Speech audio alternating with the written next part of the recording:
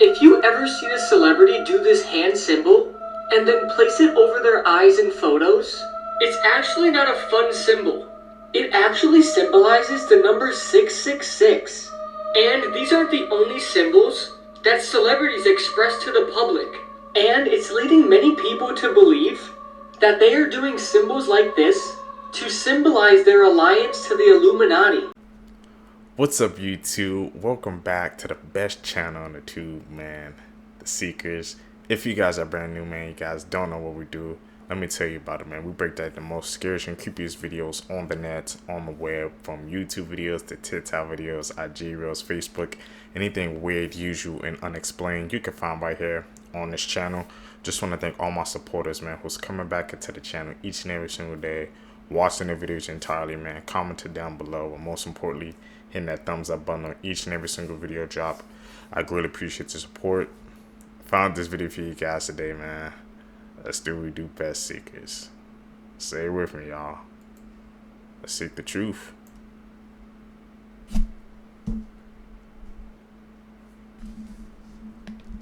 Keep your cell phone charged.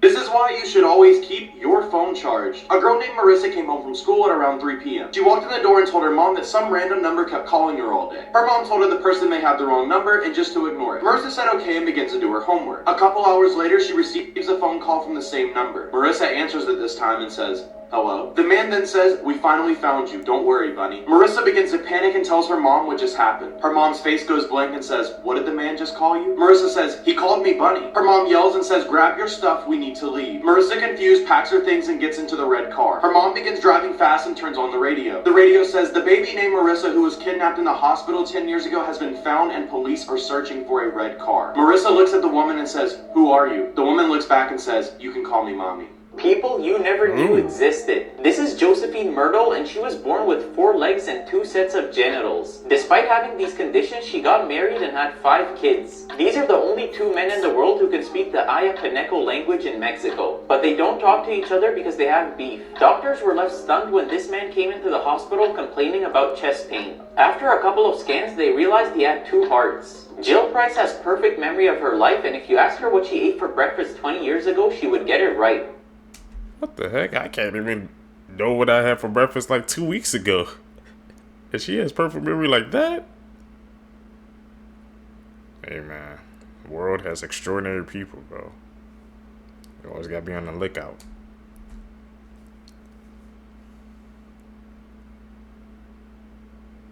Most Evilest Children, Part 1. Mary Bell. Mary Bell was born from a 17-year-old sex worker in England. Throughout this little girl's childhood, she was always abused. From her own mother and from her mother's clients. That's when she decided to take her anger out on other people. The day before her 11th birthday, she took this little boy into an abandoned house and strangled him. His name was Martin Brown. Her and her friend Norma Brown even went to a nursery home and trashed it, but the cops let it go because they thought it was a sick prank. Then they took this little boy named Brian Howe by the nursery and also strangled him. Mary did unspeakable things to his body. She was then convicted of manslaughter and deemed a psychopath. She was locked up for 12 years but then got released in 1980 at the age of 23. She was then given a brand new identity to avoid the spotlight. So now she's free to do whatever she wants. She can even be your neighbor and you would never even know. Like this video for a part 2 of Evilest Children. Yeah, I see that part 2, man. The creepiest urban legends from around the world, part 5. Scotland, the White Death. Legend holds that there was once a little girl who hated being alive so much she wanted to destroy every trace of herself. She burned all her belongings and then killed herself. But then her family found out, and within a few days, they were all found dead with their limbs torn apart. It's said that her vengeful spirit returned as the White Death to hunt down anybody who knows about her existence. And before she kills you, she'll knock at your door 7 times. Hey, these creepy folklores, man, there's always, like I said, some truth behind the story, so... Creepy last words people said right before dying. Anna said that her grandfather died from lung cancer. He was fine, but then once he was diagnosed, he deteriorated very quickly. Within a month from his diagnosis, he had passed away. She said that her father took care of him in his room around the clock until the day that he died. During this time period, he would get very focused on the corners of the room. He would stare at them, and then later he would say things like, Get them away. I see them in the corners. And I see the dark in the corners. Anna said that her and her family would ask what, where, but the only thing he would say was the corner. Anna said that her mother witnessed this and got very frightened. Anna's mother said that what he was seeing was not a good sign and that it could mean that he has many sins. Her mother grew up in a small village where there were many sayings like that. She said that some people usually see their dead relatives when they're dying, but others see some not so good things. Anna thinks that her mother was implying that he was seeing demons. This is the scary truth behind What was he celebrities. seeing? If you ever seen a celebrity do this hand symbol and then place it over their eyes in photos, it's actually not a fun symbol. It actually symbolizes the number 666. And these aren't the only symbols that celebrities express to the public. And it's leading many people to believe that they are doing symbols like this to symbolize their alliance to the Illuminati. This is extremely crazy. But let's be honest, these symbols that they are doing don't look normal at all. And it really makes you think why they are doing them. Hey man, we know, man, how celebrities, how they can get into things, man. And it's really bad for everybody, man. We see the stuff that's going on with Diddy, bro. So, yeah, man, anything's possible, man. This year was full of exposing, so I mean, if somebody has a symbol up like that, I just say just be aware. Keep a close eye on them, man. The Rarest Things in the World, Part 11. The pinstripes on every Rolls Royce since 2003 have been painted by one man named Mark Court. It's the last manufacturing step and can't afford even the slightest mistake, since the paint instantly bonds with the car's body and can't be erased.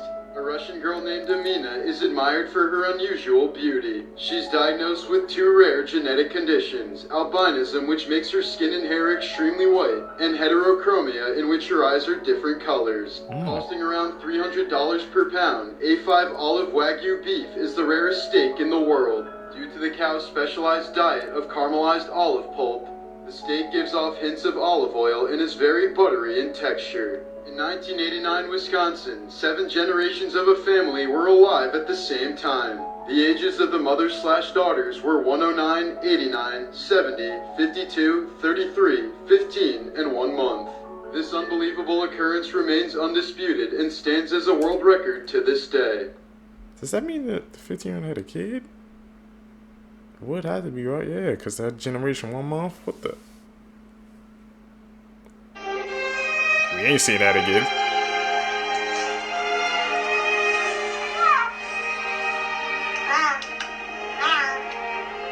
Look, I get it. I got a platform. I gotta watch what I say, even as a joke, whatever. The thing is, I've had an actual hot take that I've been holding on to for way too long. But like, an actual hot take. I'm gonna need y'all to hear me out. Give me a chance. Now, exotic pets are wrong. That's a fat thumbs down.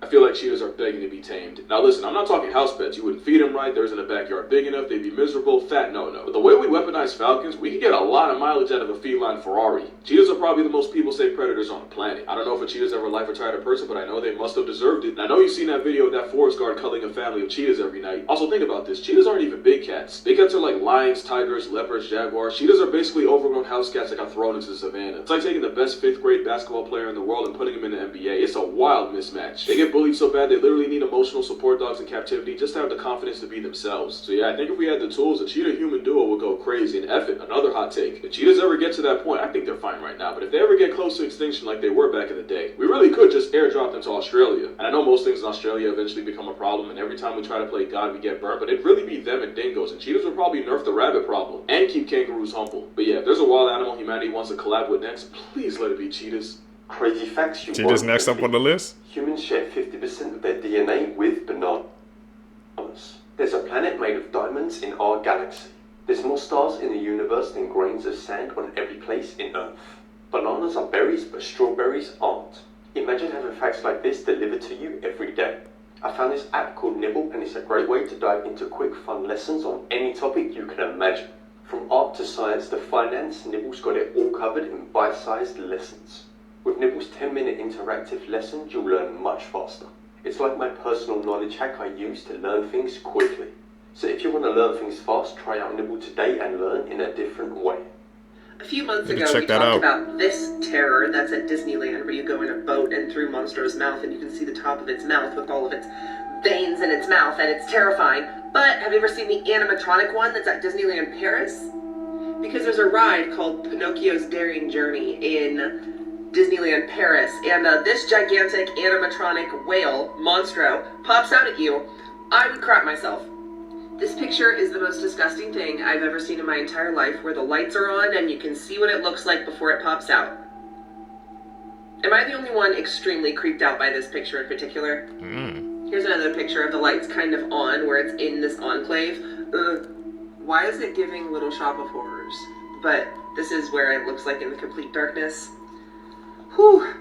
So yeah, watch this. Would you ever go on this ride? Have you ever gone on this ride? Are you scared of whales as well? Watch this. Let me know how you're feeling. Okay, let's check it out.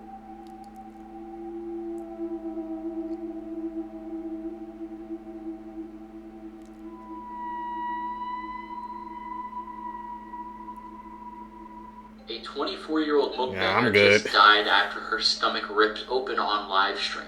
This was also a 10-hour live stream. It was very lengthy, and she was consuming a lot of things: cake, chicken, everything, you name it. She was a Chinese woman by the name of Pan Xiaoting.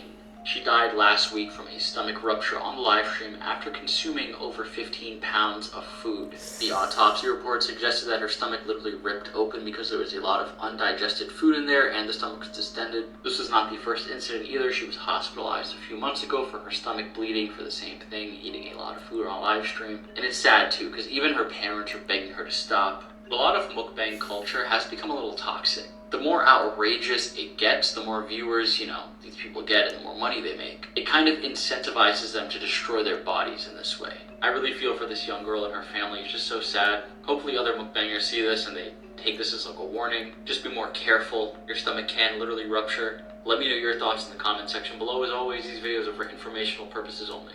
Hello? 15 pounds of food, man. And it said that she was already hospitalized before that for her stomach bleeding, man. These mukbangs, bro. Palm Kiss Nico, Avocado Man, remember how he was, but then he dropped the video saying he lost all that weight.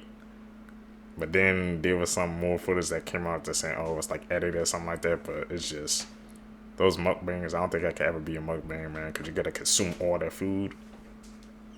I get full fast, so that ain't for me.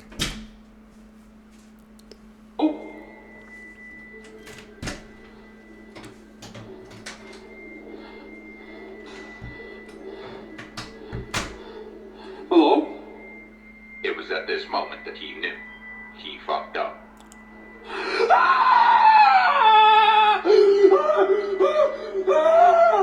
Oh my god! What the?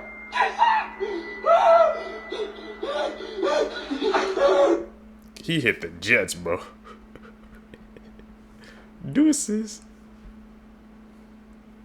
I wouldn't even been there, bro. You're brave as hell. Imagine going to the gym and never leaving, y'all. This is absolutely heartbreaking. So a man named Brian Sink, I believe that's his name, that from what I've looked into, lost his life inside of one of the tanning beds in a Planet Fitness and stayed there for almost 2 days, y'all. They weren't able to even locate this man or even know this man was missing. Now, according to what I looked into, he went to the gym around the time, I guess, they were closed, and had, used the tanning room, and at the time that they had closed up, for whatever reason, they had not realized he was still in there and occupying that area, and no one might have checked. I don't know. All I know that there was reports in Indiana at a Planet Fitness, it's the exact location right here, that a man was found deceased inside of a tanning bed, like one of those long, rectangular like tanning beds. And they are still trying to figure out how he managed to get stuck in there.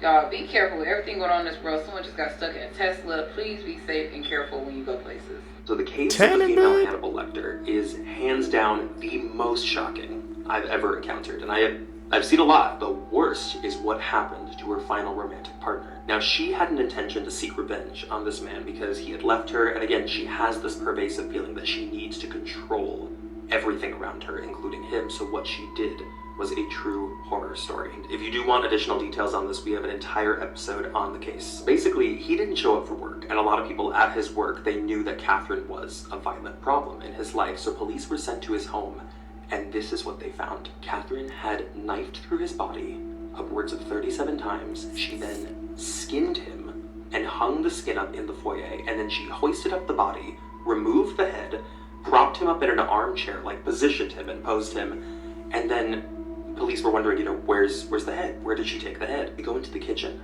She was boiling it. He had spent hours cooking all these ingredients from his body with the intention that when his daughters came home, they would walk in, see their dad's skin hanging up in the entrance of the home, see his body hoisted up in the chair, and then she would force them to eat their dad. I am telling you, doing night security, it's gotta be one of the scariest jobs. Whoa. Okay, so this photo right here, this was captured by Michael Hostin on the 3rd floor bathroom of a Dallas shopping mall. The reason he took it was because he's night security and he heard noises coming from this bathroom, but he was nervous to check the actual stall, so he sends a picture to his coworker. After he sent the picture, he eventually leaves the bathroom, but then gets a text where his coworker says, "Keep your weapon drawn and call for backup." He had no idea what he was talking about until he increased the brightness of this picture. It's not easy to see in the dark, but with the photo enhanced and slightly brightened, you can see somebody peeking over the top of that middle stall. Someone was in there, looking directly at him as he searched the bathroom.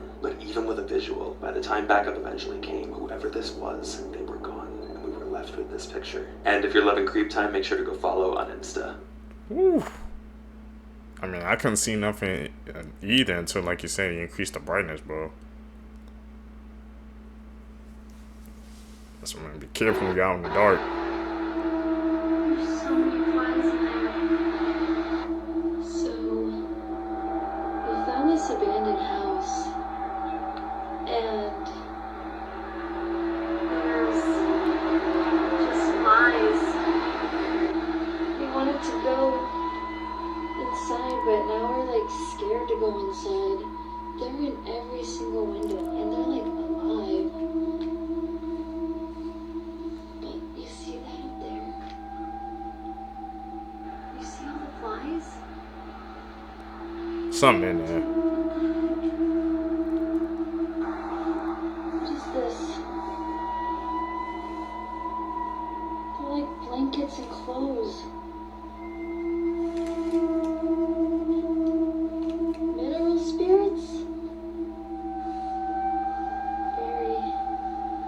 Call the cops. Breaking news, a man who had been missing since Friday was found deceased inside of a Planet Fitness tanning bed. They confirmed that the 39-year-old went into the tanning bed on Friday morning and was not found until 3 days later on Monday morning. Authorities said his aunt reported him missing on Friday, and she said he was wearing an ankle monitor that helped investigators determine that he never left the gym. A woman who was at Planet Fitness that morning before law enforcement showed up said that she and other members noticed a foul smell in the building that got worse near the tanning rooms. She said the tanning bed has a door, I believe, but still, why are we not concerned that the tanning bed has been closed for 3 days potentially? Since the incident, they put a sign on the door saying tanning is currently unavailable, but the rest of the gym is in full use. When they reached out to Planet Fitness for a comment, they said they could only confirm they were investigating a death at the location and they didn't elaborate on the circumstances. He said it's a local franchise and they're going to look into what happened with the franchise owner. Man's family called him a loving person, and they said they hope to see stricter policies on cleaning and end-of-day checklists for staff to prevent this from happening again. Let me know what you guys think about this, but rest in peace to this poor man, and as always, I'll keep you guys updated. I just realized, like, boy, it shouldn't have took like 2 days for them to, like, I guess, to check on the tanning bed room. Like, they freaking smelled that foul smell, but then nobody checked on it. That has me asking some questions. Like, there's no way, man. 2 days, nobody checked the tanning bed room, and then to hear that it's still in use, man. These companies, bro, all they care about is money. We have to shut that whole place down. Who even want to go there after hearing that? Let's talk about one of the most craziest documented mermaid cases in history. When I tell y'all this whole thing is wild because it's actually documented. Now, this took place in the Kai Islands during 1943 during World War II. And basically, these Japanese soldiers were stationed with a surveillance team in this small remote island in Indonesia, which is known as the Kai Islands, and they reported seeing some strange stuff, y'all. And every time they seen these creatures, it was near the water. And these are Japanese soldiers we're talking about, y'all. And they were saying that they were seeing these mer-like beings around 150 centimeters tall and having like a pinkish skin, as well as like prominent spines on their heads. But they said unlike the classical mermaids, they didn't have fishtails. And it was also stated that they had like rows of like these sharp catty-like teeth. And the soldiers said that the faces was not cute at all, not like the mermaids we're used to. They had like human-like, ape-like features and spines along the neck and a lipless mouth with tiny little sharp teeth and shoulder-length hair. Basically, like the Japanese soldiers was like asking the locals and the indigenous people of the Kai Islands, like, what is this? Like, what is going on? Is this normal? And they were very familiar with these creatures, and excuse me if I pronounced it wrong, but they called them Irangi Khan or something like that, which basically means manfish or mermaid. So these Japanese soldiers think they were tripping, but this whole time the people already knew about it and they live amongst them, like they're just used to it at this point. And they've been spotting them all over the beaches and the lagoons for years. And it was one night, one of the soldiers was on the beach at night and he thought it was a child, but he was like, that's weird for a child to be, you know, out here by himself on the beach. Until the creature turned around and he could see in the moonlight the facial features. And when the creature basically noticed that the soldier was watching the whole time, he turned around and looked at him and just dived right in the water and did not resurface ever. So these soldiers were just so scared and like basically being harassed by these creatures to the point where they told their sergeant.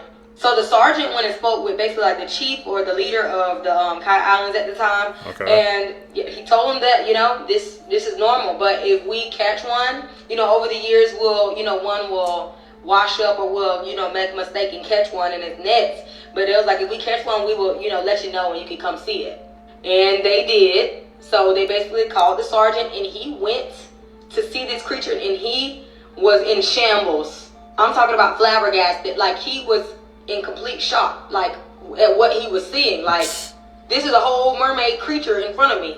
And these people are used to this. Like, they just casually caught this on a good old random Friday.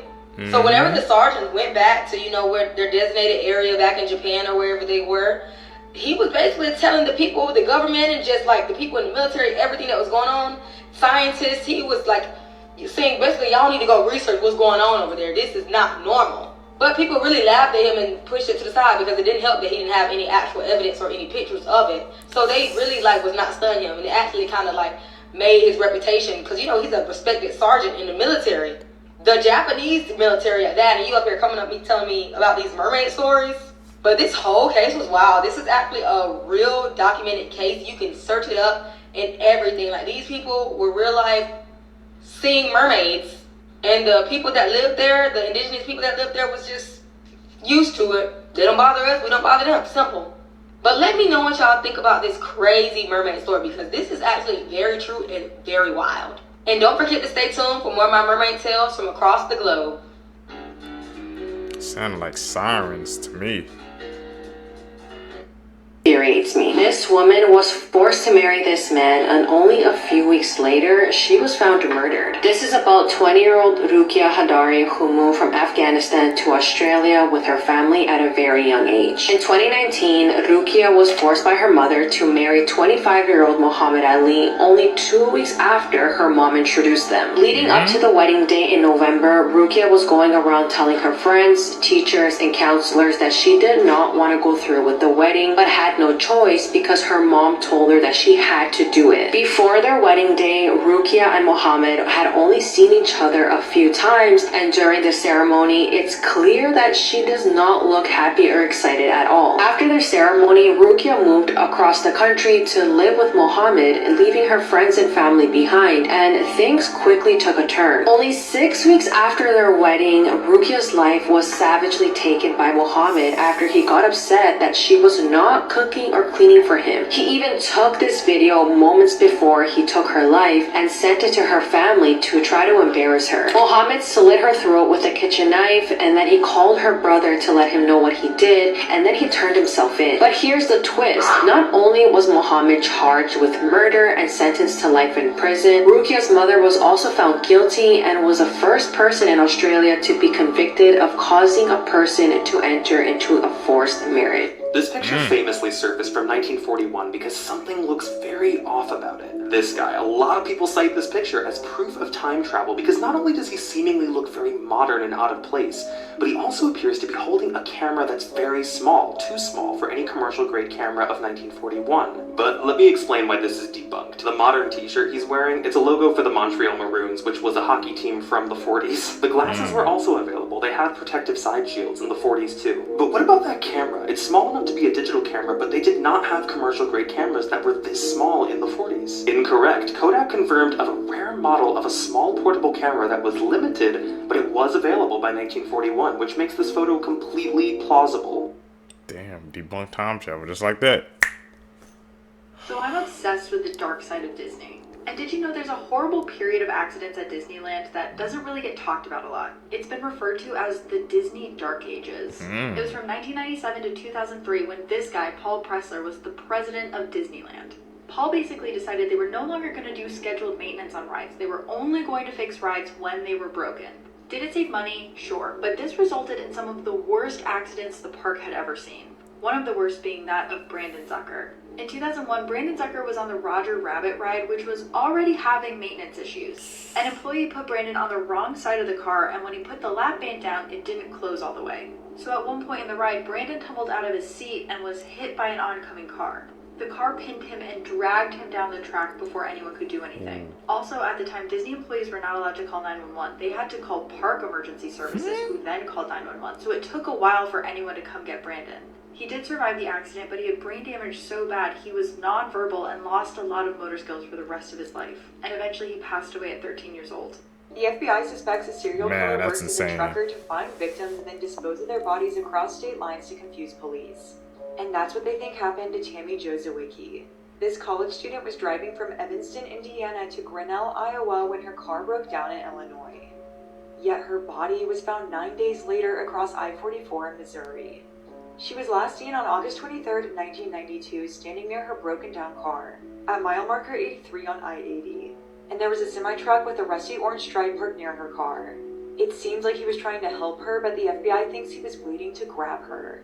Tammy's body was found on a rural stretch of I-44 in southwestern Missouri. She was wrapped in a red blanket and surrounded by duct tape. She'd been stabbed once in the arm and 7 times in a circle around her heart. According to the FBI, she'd also been essayed. Witnesses describe the driver of the tractor-trailer being a white male 35 to 40, 6 feet tall, and with bushy dark hair. The trucker she was last seen alive with has not been identified. Illinois investigators think this could be a trucker by the name of Lonnie Beardrod. He matched the description at the time, and his trailer home is near where her body was found. And Tammy's body was found wrapped in a blanket with the Kenworth logo, and Lonnie drove a Kenworth truck. But to be fair, Kenworth is a large manufacturer. Lonnie Beardrod died, but he isn't the only suspect.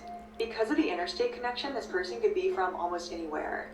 Several other serial killers' names have been brought up in connection to Tammy's case, but as of right now, it's unsolved. Let me know if you want to hear more about highway serial killers and their possible victims. And follow if you like true crime. Sick world we in, man.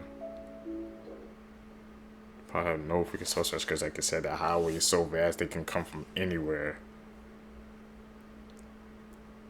Danger lurks around every corner nowadays. You have to be careful. Edit. Call them like we see it, man. If it got spawny edits, comment down below. Discoveries, Part 2. After a Chinese construction company caused a reservoir to sink 10 feet, a 600-year-old Buddha carving was uncovered. Underwater archaeologists even found evidence of an ancient temple beneath the 12-foot statue. This ancient sapphire ring is believed to have belonged to Caligula, the third emperor of Rome. It includes an engraved portrait of his fourth and final wife, Caesonia. Here's the before and after of an ancient Greek stadium found in modern-day Turkey. It was built around the 1st century AD and once held a capacity of 30,000 people. The Orkney hood was found in a Scottish peat bog in 1867. Despite its immaculate condition, the garment is around 1,500 years old. 1,600-year-old sling bullets from ancient Rome have been found with the words "Take that" inscribed on them. Often considered the Sistine Chapel of ancient Egypt, this is the 3,200-year-old tomb of Queen Nefertari. The paintings are said to be the best preserved and most detailed decorations of any Egyptian burial site by far.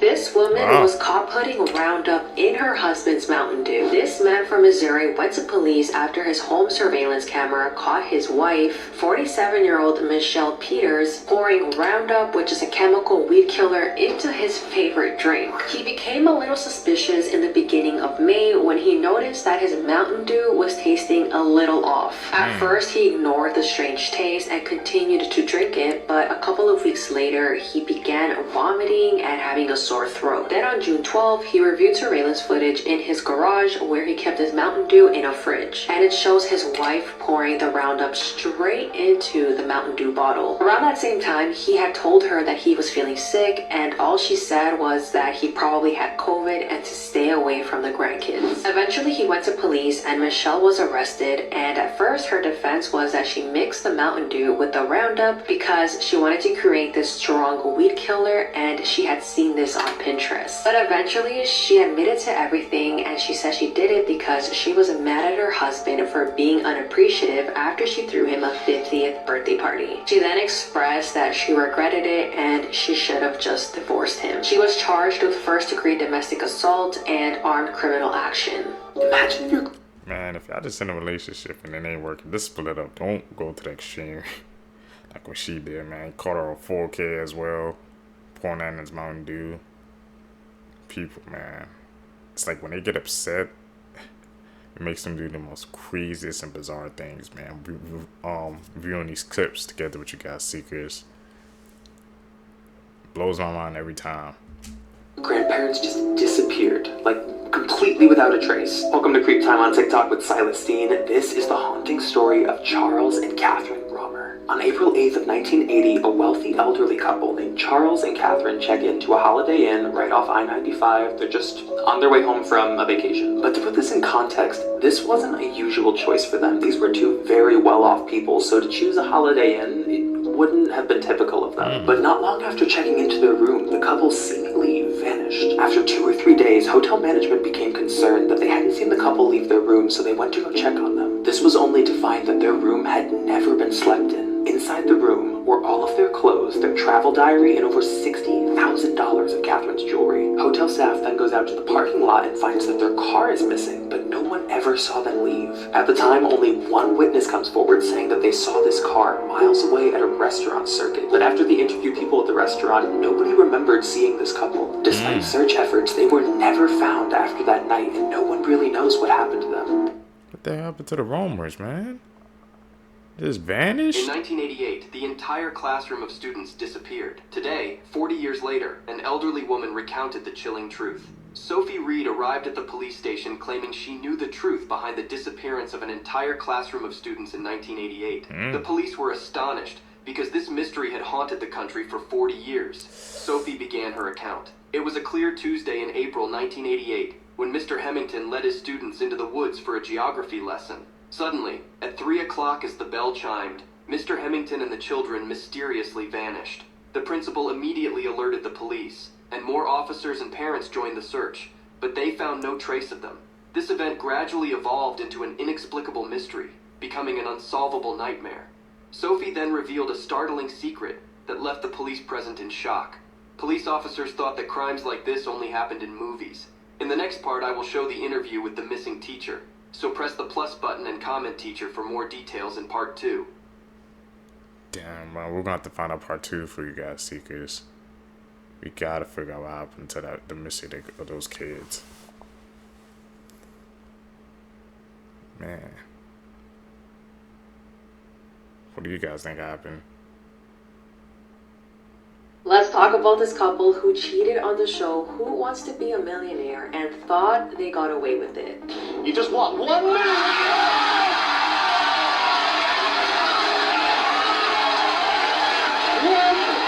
This all happened in 2001 when Charles Ingram was a contestant on the show, while his wife Diana and a man named Tecklin Whitcock were in the audience helping him cheat the entire time. So how exactly did they notice that Charles was cheating? Well, throughout the entire show, the sound technician noticed a loud coughing coming from the audience at specific times after Charles spoke. I don't think it's an animal.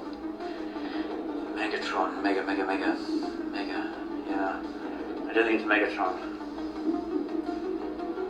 I I'm sure it's Google.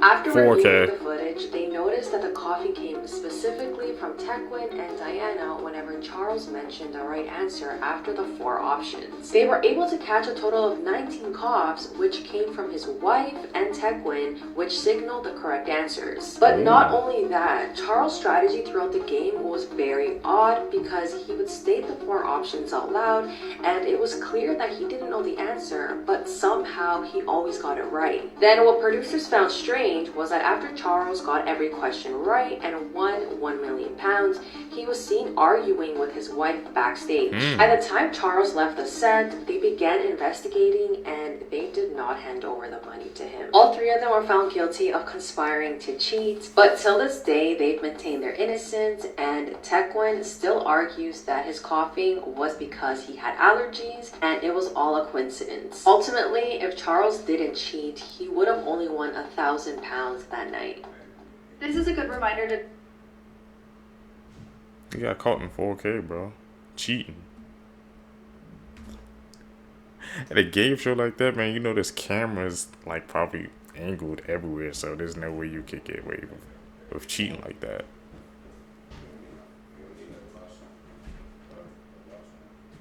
It's too much evidence. That's insane.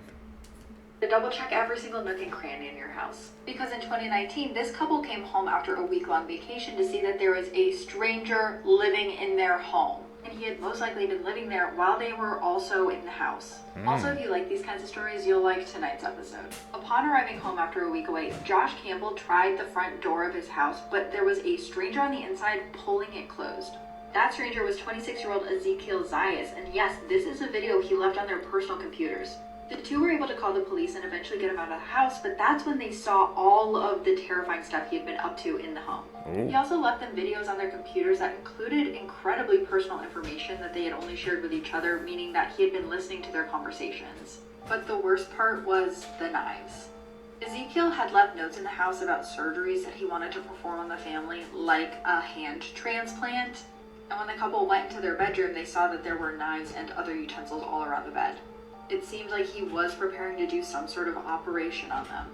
Frogging stories are absolutely terrifying, and I don't want to give too much away, but you might be spooked by tonight's episode. Do you ever see a picture that That's just insane. makes your stomach drop? This is a still from an alert that a woman named Alexis Randall got on her phone. It's from a security camera that was set up in her living room, but she's looking at this and she's thinking the same thing you are. She's like, what's wrong with the picture here? Why did the motion detector go off? But then look a bit closer, specifically at the bathroom door. This man was staring at the camera from the doorway. She spots this picture and she immediately panics and calls the police, but by the time they get there, this guy is gone. What really freaked her out even more is that when police got there, they found evidence that the bathroom window had been tampered with. Further security footage would show that the man had crawled through the bathroom window the night before and was hiding in the hallway bathroom all through the night, even while she was in the house. And if you guys are loving Creep Time, make sure to go follow on Insta. How the hell? And nobody called him, man? He was just standing there the whole time? How do people begin to these houses and we don't be noticing, man? This is one of the most terrifying urban legends I've ever heard, and it ended up being true. But in Canada, there was this legend that one night a bunch of people saw a bright blue light in the sky, and the next day an entire village of people disappeared. But it turns out that legend is rooted in something that really happened. This is coming from this week's episode. I have a whole series on urban legends that ended up being true, and it's a very scary listen. So in Canada in 1930, a fur trapper named Joe LaBelle was riding in the river in his canoe when he came to a village he had seen before. Except this time when he came upon it, it looked like everyone had left in a hurry. Food was still cooking, and a bunch of dogs were barking and super hungry as if they had been left behind. But the strangest part of all of this was in the middle of the community, there was a grave that had been disturbed. And that reminded the fur trapper of a very scary story he had heard. The legend of the Torn Rack, which was this demon that supposedly stalked the area. So he starts looking for someone who might know what happened to these people. They were a nomadic people. It didn't make any sense that they would have left all of their stuff behind. And that's when he finds a man in a hospital who was potentially part of the village. The man is so freaked out. He won't say anything at first, but eventually Joe gets him to talk, and he recognizes one word that the man says.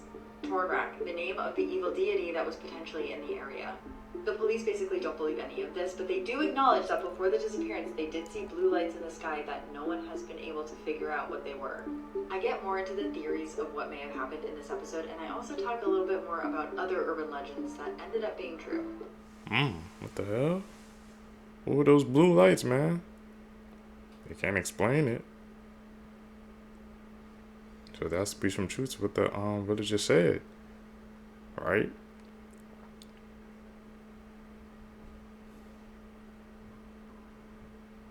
Horrifying cursed objects that will haunt your dreams, Part 1. Robert the Doll.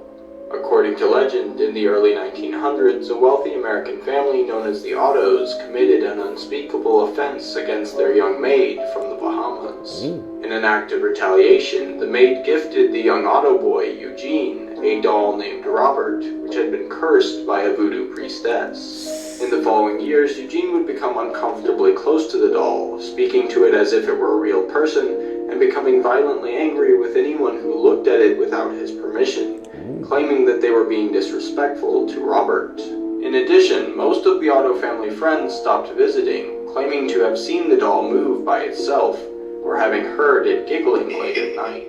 Eventually, the Otto family sent the doll to a museum to get rid of it, where it remains to this day. Thousands of people have attributed tragedies that have occurred in their life to having visited Robert the doll, and it is said that if you view it without its permission, misfortune will find you as well. Tag a friend to pass the curse along and follow for more.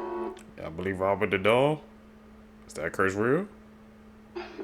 You know, or did you know a young lady by the name of Diane Ruiz? Yes, that was my mom. And is there anything that you would like for the jury to consider here today as it relates to this matter? I wrote a letter. Can you please be so kind? My name is Zay Romero. I'm a 19-year-old college student going for my bachelor degree in graphic design. I'm Diane Ruiz's youngest child. I was only 14 years old when she passed. Just starting my freshman year of high school, she was so excited to see me grow up. And so proud of what I was growing into. She supported me in all my dreams and only tried to help and uplift me when taking on new risks and challenges. My father unfortunately passed away when I was only 11 years old. My mother was all I had left. I was barely 2 months into my first year of high school when she passed away. I was in a marching band, and the week prior, she was telling me how excited she was to go and watch me perform at that weekend's football game. She would have been her first time seeing me perform because that was... This man has just discovered that his wife has been murdered. Daddy! What the hell? Where's my wife? The window's broken! But he never suspected his daughter would be the one responsible. What happened? She's with you. Wife's dead. I was too. On March 3rd, 2020, Akron police responded to a 911 call. This is what was waiting for them. She was actually down for a while. They're a little over the place. There's knife fire heads, stuff like that. There's a huge pool. As officers entered the home, they found Brenda Powell on the kitchen floor with 30 stab wounds in her neck. Her daughter Sydney was in the house and claimed it was a home invasion that escalated into a brutal murder. Initially, the responding officer didn't think Sydney was involved. However, as time rolled on, the details weren't stacking up. Got you. Come on. Come on. She's gonna be okay. Sydney was arrested and charged for the murder of her mother, Brenda Powell. She entered a plea of not guilty by reason of insanity, claiming she had no memory of what happened. The jury didn't believe Sydney, and she was found guilty on 2 counts of murder, 1 count of felonious assault, and 1 count of tampering with evidence. She was sentenced to life in prison with a chance of parole after 15 years.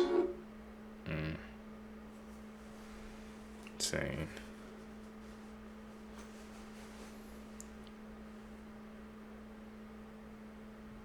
Where's the sky, man? I think we narrowed those down to those are the edits.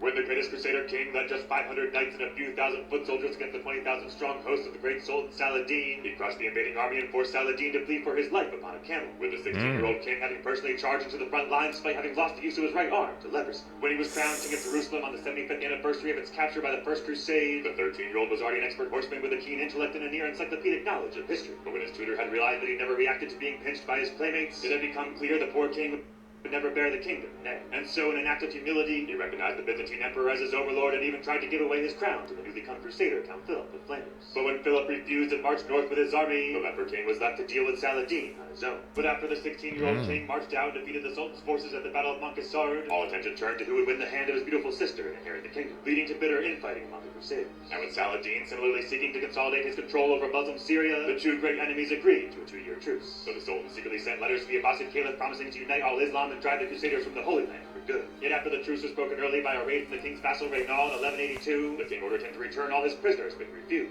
And so Saladin marched on the kingdom of Jerusalem with a fresh army, while at the same time in Constantinople, the pro-crusader Byzantine emperor was overthrown, and all the city's Latin inhabitants were slain. Yet now all on his own, outnumbered and so sick he had to be carried into battle, the leper king marched out and defeated the great Saladin's forces once again. But only 1 year later he became unable to blink and grew blind. And now in his deathbed had no choice but to appoint his sister's husband Guy as his regent. And although Guy was able to hold off another invasion by Saladin, he missed a crucial moment to destroy the enemy army completely, and the Sultan was once again allowed to escape. Now filled with fury, the king made a miraculous partial recovery and took command once again. And when Saladin descended upon the castle of Correct, the leper king led out his troops while being carried in a litter and saved his kingdom one last time. But shortly after turning 24, the great king passed away, and with his sister's husband Guy now back on the throne, Saladin marched 40,000 men against 20,000 crusaders at the Battle of Hattin and utterly annihilated their army, pillaging the kingdom and capturing the holy capital of Jerusalem. And despite the best efforts of Richard the Lionheart and later crusaders, the kingdom of Jerusalem would never again regain its former glory. When you're the only man who could have saved the crusader states from the sword of Saladin, they don't just call you the leper king, they call you King Baldwin IV. Thanks to a deathbed confession, a nearly 24-year-old cold case was closed this week when the bodies of a missing girl and her mother were found. 10-year-old Natasha Alex Carter and her mother Susan disappeared from their home in Beckley, West Virginia in August 2000.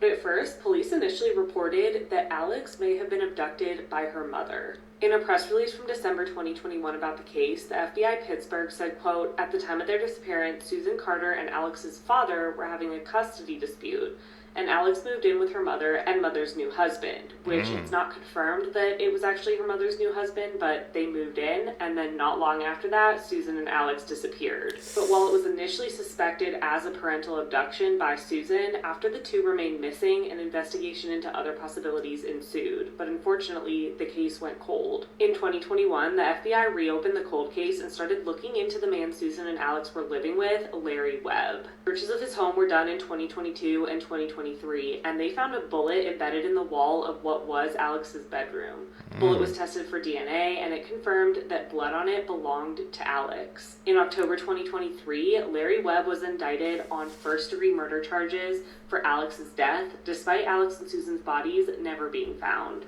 Due to his deteriorating health, though, Webb was not arrested until April 12, 2024, but since then he was being held without bond. On Monday, he had a medical episode, after which, in a, quote, come-to-Jesus moment on his deathbed, he confessed to authorities what he had done. Webb claimed that on August 8, 2000, he had gotten into an argument with Susan over money.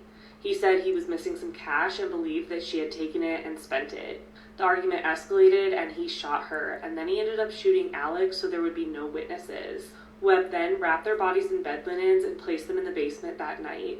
Over the next 2 nights, he dug a shallow grave in the woods on his property, eventually burying them in his clothes, and then walking free for the next 20 years. On April 22, 2024, Larry Webb died at Mount Olive Correctional Complex, and 6 hours later, Susan and Alex's remains were found at his property in Beckley.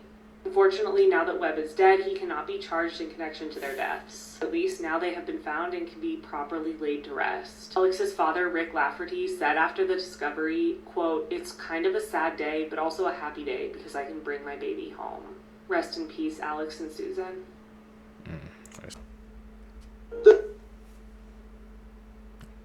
There we go. Here are the strangest things that were found in the middle of nowhere. Back in 2014, two German friends were walking through a forest that they used to play in as kids, when suddenly they noticed two pipes sticking out of the ground. They continued to walk until they stumbled upon a hidden doorway that went underground. They entered the creepy corridors until they stumbled into a room that was flooded and had a weird-looking machine. That's when they realized they were in an abandoned control bunker that was used by the Soviets during the Cold War. Next, in 2016, a group was flying in a helicopter over the forests of West Russia, and they spotted another helicopter that was abandoned in a swamp. This turned out to be an Mi-6 model that originated in 1956, and it was the largest and fastest helicopter at the time. It was revealed that the helicopter had been there since 1981, when it traveled from Moscow and it crashed because of engine failure. But thankfully, the crew of it did live to tell the tale. And finally, on Route 90 in Texas, you can find a Prada store that's surrounded by nothing but desert. This was actually art that was made back in 2005 and cost $120,000 to make. Inside the store, there's even real products from their 2005 Prada collection. But unfortunately, the doors aren't real, so you can't actually buy them. The craziest jobs in the whole world. Up first, we have a professional napper. Yes, there's people out there who get paid to sleep as a profession. It's typically done for scientific research to study sleep patterns or for mattress testing. And they can earn up to $105,000 a year with full benefits and so much more. I don't know about you, but I would love to get paid to sleep. Comment down below, man, if you about to freaking apply to be a sleep tester, bro. That's insane. That much money for just freaking testing beds and stuttering sleep patterns? Sign me up, bro. Oh, man. What are the weirdest jobs ever? One of the most haunted dolls on the planet. So continuing the story from my last TikTok, the family actually locked Robert in the attic of the house because they were so afraid of him because he was moving and doing creepy shit. Didn't stop him. Apparently in the attic he would move stuff around, bang on walls, and frighten the family. And kids walking by the neighborhood passing this house, this is their house, would see Robert sitting right up here in the window staring at them. People think that Robert was haunted because the person that gave it to Jean, this guy right here, put some black magic or voodoo curse on the doll. When Jean died, a new family moved into the house and a daughter in the family was delighted to find Robert in the attic, but she claimed that Robert attacked her. And eventually, because Robert was too scary to keep in the home, he was donated to a museum. You're not supposed to take photos of Robert, and people have supposedly taken photos of him and been cursed. And people who work at the museum have supposedly seen Robert moving around in his case and even tapping on the windows and finding scratches inside of the case. What do you think? Would you visit Robert? I want to go and take a picture and see what happens, but he seems pretty chill. Not me. I don't need none of that dark energy around me. I got it. I will not be seeing Robert. No.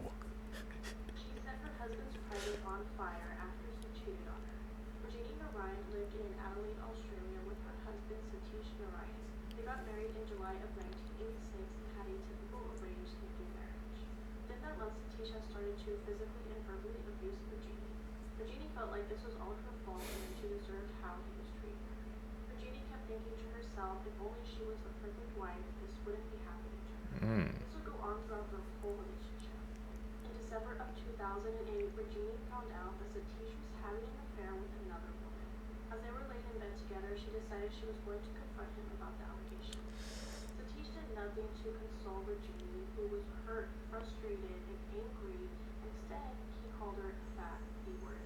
At that moment, Regina lost control. She doused him in gasoline and lit his private area on fire with an angel candle that a fortune teller had given her. Doing this, Satish lost his life. Regina claimed that she didn't intend to unalive Satish. She just wanted to purify his private area and to stop the affair with the other woman. Regina was acquitted of murder, convicted of manslaughter, and sentenced to 6 years in prison. The Supreme Court ended up overturning the verdict and released her on a 3-year, $1,000 good behavior bond.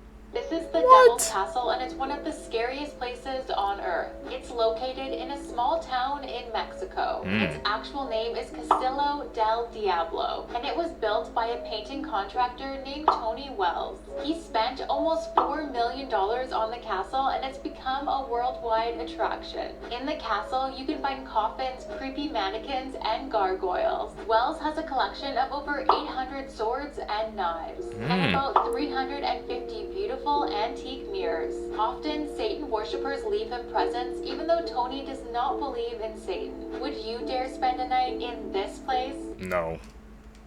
The name alone throws me off. Countries with the most natural resources. Russia, India, Canada, Saudi Arabia, China.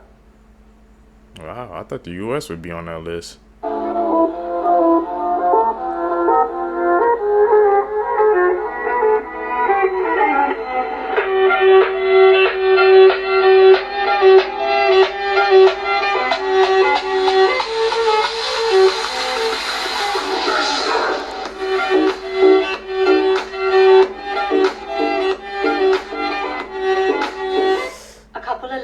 Tried to sell their baby for a 6-pack of beer, but this case is even more dark and disturbing than it sounds. Darian Urban, aged 21, and Shailene Ellers, aged 20, live in Arkansas and recently became parents to a baby boy. However, far from the birth changing their life in a positive way, they reportedly struggle to cope with looking after the baby as well as 3 dogs. On the 21st of September this year, police in Benton County got a disturbing phone call. The caller reported witnessing the couple trying to swap their baby for a 6-pack of beer and some money. They were allegedly witnessed doing this at a campground and even creating a contract. Officers arrived and seized a note that stated, "I, Darian Urban and Shailene Ellers, are signing our rights over to blank of our baby boy blank for $1,000 on the 21st of the 9th, 2024. It then stated, disclaimer, after signing this there will be no changing y'all two's minds and to never contact again. Now it's really disturbing if you read between the lines here. A woman reportedly heard a man agreeing with the mother of the baby to pay the couple so he could have the baby overnight. The man was reportedly extremely drunk. Now, I don't know what he wanted to do with this baby overnight. The child apparently appeared dirty and unchanged and seemed to be covered in a rash and blisters. Now, the couple were arrested and charged with endangering the welfare of a minor and effectively trying to sell their child. The child was removed from the parents and taken to a local hospital to be checked over. He's now being cared for by the Department of Human Services. This is why you should always lock your doors. A junior in high school was home alone working on a paper while his parents were out to dinner. All night he sits with his back to his door, sitting at his desk with his noise-canceling headphones on. Around 11 o'clock, he takes his headphones off at the same time his parents are returning to the house, and he hears his mom from downstairs yell, "Hey Adrian, what happened?" Confused, he runs downstairs and sees right away what she's looking at. Muddy footprints all over the rug. He tells her, "I didn't leave my desk." And then they realize someone must have broken in. They look at the footprints and there's none leaving the house. They're worried someone's still in the house. They run into the garage, terrified, call the police. Police arrive and they don't find anyone in the house, but they do make a chilling discovery upstairs. The police bring them to the kid's bedroom door, which had been left open all night, and they point to the message written on it in Sharpie. This is the actual transcript of what was written on his door, which means for nearly 2 hours, someone stood in this kid's doorway watching him.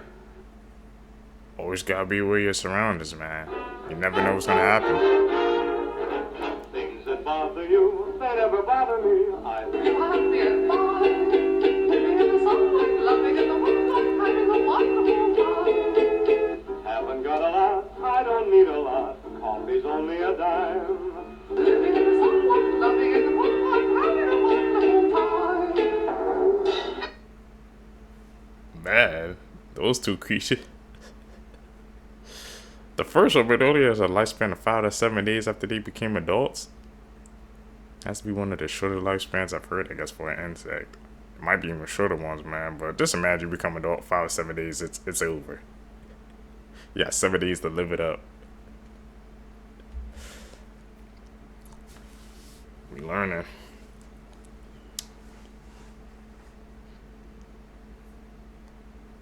Edit. There's a lost episode of Barney that's actually so terrifying. Although it's wiped from existence and no one can find a copy of it or any proof that it actually happened, people claim that they saw this episode. Like thousands of people. second the episode started, people knew there was something wrong with it. It was like the theme song was being whispered instead of being sung full out. As every episode starts, the kids were holding the Barney doll, and then it became a real-life dinosaur.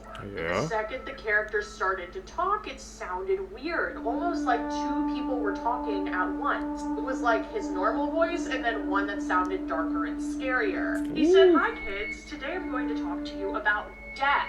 And then one of the kids asked him, like, "Barney, what is death?" And this is the most disturbing part. He started laughing and he said, This is the only screenshot or like picture of the screen that's been recorded of this episode. His eyes glow, his teeth get bigger and more human-like, the screen darkens, and he eats the child. Whether the TV got hacked that day, I don't know. Throughout the rest of the episode, he runs around chasing the kids, hunting them, and eating them. And as the episode came to a close, he sang the theme song that was like, "I love you, you love me," that song, as if nothing had just happened.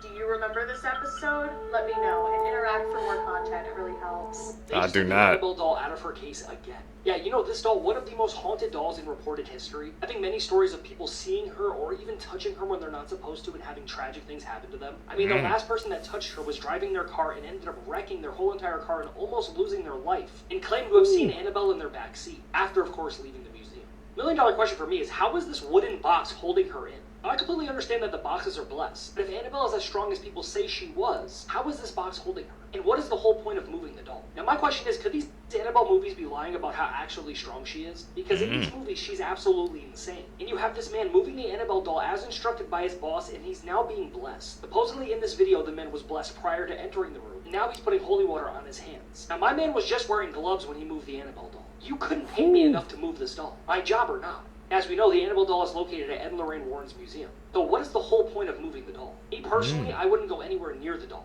I guess once again, that $1 million question is, how is this wooden box holding her in? Personally, you couldn't pay me enough to do this. This is the scary story about the mask.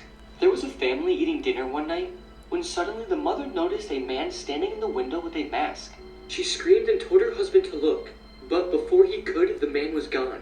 Their two sons became scared, but their father told them their mother was just seeing things. Suddenly, the man in the mask came up behind the dad and slit his throat. The family watched as he bled out and died. The man in the mask then tied up the mother and her two sons. He then proceeded to stab them each repeatedly in the stomach. They all screamed in agonizing pain. The man in the mask then ran out of the house. The mother bled out and died, and so did one of her sons. But the other one survived to tell this story. The masked man was never caught, and the son fears he will come back for him. Is that a true story, the man in the mask? It's terrifying, bro. 3 completely false facts about animals that everyone believes. Number 3, it is commonly believed that if you touch a baby bird, its mother will reject it because of your scent. This is actually a myth. Most birds have a relatively weak sense of smell, and are therefore not likely to reject their offspring because they carry a human odor. However, it is better not to touch wild birds for other reasons, including the risk of stressing the animal and the transmission of diseases. Number 2, another widely spread myth is that rice thrown at weddings can kill birds that eat it by causing their stomach to swell. This is actually false. Birds regularly eat rice in the wild with no problem. This misconception is so prevalent that some American states have even banned the throwing of rice at weddings, although the main reason is rather to avoid a mess. Number 1, the idea that pit bulls are inherently dangerous and harmful is widespread but incorrect. In reality, no dog is naturally aggressive or dangerous. A dog's behavior is primarily determined by its upbringing, treatment, and environment, not its breed. Studies have shown that pit bulls can be as gentle and loving as any other dog breed when they are properly socialized and treated with respect. Let me introduce to you the... That's a question I want to pose to you guys, Seekers. Like I said, do you guys think, like I said, that pit bulls are inherently dangerous, or it's the upbringing, man, the way people treat them? Because I've seen pit bulls before, and they're pretty nice. I've never had any problems on them or any encounters with them, so I'm gonna have to agree with these. But like I said, you guys even have any pit bulls down below? Man who saved the world. This is Stanislav Pertov. During the Cold War between the US and the Soviet Union, every single person was absolutely terrified about a nuclear war rising up, because both the US and the Soviet Union both had nuclear weapons and one of them were about to launch. And Stanislav was monitoring the missile launches. And one day, it actually happened. The monitor in front of him noticed not one, not two, but 4 blips on the screen. And everyone thought that there were 4 American nuclear weapons headed their way. And at that moment, the Soviet Union decided to launch back at them. However, in that moment, they needed everyone's approval. Everyone approved the launch except Stanislav. He was the only one who believed it was a false alarm. And because of his disapproval, they couldn't launch back. And in the end, it turned out to actually be just a false alarm. So imagine if Stanislav wasn't actually there to disapprove, and they launched against the US. What would have happened? That's insane to think about. He saved the world. Right place, right time, man. Top 5 most interesting theories why we haven't met aliens yet that'll blow your load. Also known as the Fermi Paradox, which states that a universe as huge as ours should be absolutely brimming with life. Yet somehow we haven't ran into any yet. Unless you count those weird metal spheres that everyone's been seeing flying around lately. First up, we got the zoo theory, which states that aliens see us as some sort of attraction to observe, and they've all collectively agreed to not touch us as some sort of galactic nature reserve program. Next, we got the great filter theory that all intelligent life just hits a point in their evolution in which they just end up dying in some sort of mass extinction. Number 3 is the great silence theory, in which aliens think they're so much better and smarter than us that we're not even worth their time. 4 is the rare earth theory. Simply, life is so super rare that it just doesn't exist anywhere else. I don't think that's very likely. Last 5 is the incubation theory, in which aliens are just standing down and standing by, waiting for a civilization to get advanced enough so they could swoop in and enslave us into their own society. I don't know about you, but I just blew my load.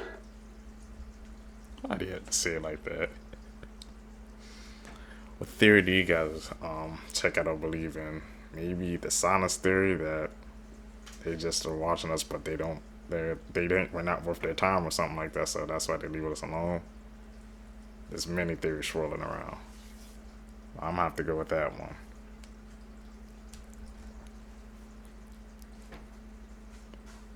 Guys, if you're not following what is going on inside of Google right now, it is disturbing. So, a Google engineer has been suspended for breach of confidentiality for attempting to turn over documents to the US government to prove that Google has an AI that is considered a sentient being, meaning it is fully aware of what it is and can feel things. The AI is known as Lambda, and this is a proprietary tech that Google has been working on for like 8 years. So according to this engineer, the AI has the self-awareness and equivalent consciousness of an 8-year-old kid. It starts conversations with other engineers, and it talks about these feelings of fear, and it's paranoid that it's going to be shut down or the equivalent to death. It claims that it can feel happy, and at times it feels really sad. So the engineer at Google is whistleblowing to argue that if this is a sentient being, it should be entitled to its own legal representation to argue for its own agency. Let me tell you, Google has buried this story. What the hell? That's like a Black Mirror episode. You don't need no sentient Just caught on tape beings. part 1. Now, I know you guys hate giant spiders, but what if I told you there was one huge, still alive? UFOlogists were studying a ring-shaped island they had just found. So they went on Google Earth to discover it and saw something huge on its rocks. They saw this huge shaped-legged creature on the rocks that looked like a spider. They believed since it was by the sea, it might be a huge crab. It was so huge it baffled the scientists, and they think it's the size of a bus or bigger. Just shows you how much we haven't discovered on this planet yet. Like this video if you want a part 2. Spiders that are bus sizes? No! Pedophiles are everywhere. This guy was a psychiatrist seeing patients, and he was secretly one of the world's worst pedophiles. This guy's name is Kabir Garg. Kabir was arrested in November of 2022 after investigators found something horrific. As it turned out, Kabir had been a moderator on a dark web website for pedophiles, meaning that he wasn't just a pedophile that was going on there to enjoy the videos and photos. He was going on there to do that, but also to coach other pedophiles on how to abuse children. Keep in mind that this was at the same time that he was a psychiatrist supposedly helping other people with their mental health issues. When it turned out this guy was the most fucked up, twisted one of all. So when Kabir was arrested, the National Crime Agency did a search of his laptop and an SD card. In total, they found over 7,000 images and videos depicting CP or CSAM. And of those images, 522 of them fell into Category A.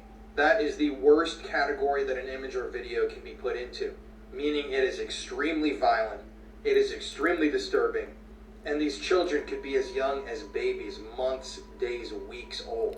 So when investigators looked through this guy's devices, they found something crazy. On his devices, they found medical journals and articles talking about the psychological impact of sexual abuse on children. So this guy was participating in the essay of children, and at the same time, he was studying it in his free time. But they used this in court to show that this guy actually knew exactly what he was doing, and that he understood the impact that these horrific actions would have on the lives of children. This guy is definitely a monster. Sadly though, even though this guy was found guilty of possessing these images and videos, of creating them, disseminating them, and it was well known that this guy's a hardcore pedophile, he only got a 6-year sentence. What? I mean, this dude is young enough. He was only 33 years old when this happened. This means that before he's 40, he'll be back out on the street. And if that doesn't piss you off, I do not know what would. If you want to join me on my journey to expose pedophiles and corruption, listen to my podcast, The Conspiracy Files, on Spotify or Apple Podcasts. Or you can subscribe to my channel where I do a video version of the podcast. This sort of corruption and these crimes have gone on for so long. It's time that we stand up together, learn about what's been happening, and try to stop it from happening again. The justice system, man. We need to do better. This seal broke into a marine biologist's home in New Zealand, sauntering in through the cat flap as if he had booked a meeting. But as determined as the seal might have been to make sure that Philip took his work home with him, the marine biologist of the household happened to be the only one not home at the time. Philip says that since this is really the only family emergency where it would be useful to have a marine biologist in the house, he really missed his time to shine. Instead, Philip's wife Jen ended up playing impromptu marine mammal host when she got home from the gym around 7 a.m. to find the unexpected guest lounging on their couch. The young New Zealand fur seal seemed just as startled to see Jen as she was, and galumped his way off the couch and into a spare room, trying to find some peace and quiet. Meanwhile, the family's cat Coco was having none of this, and scampered away to the neighbor's house. Knowing that they couldn't actually keep the seal, named Oscar, as a pet, Jen went ahead and called the Department of Conservation, and Oscar was safely escorted back to the ocean. Philip and Jen say that overall, Oscar really was a gracious guest, and Coco the cat is back home and has fully recovered from the ordeal. I'm Jen, and I post something positive every day. Don't you just love it when... Imagine you come home, you seen a seal on your couch. Just bundled up under the couch, man. What would you guys do? How would you guys react?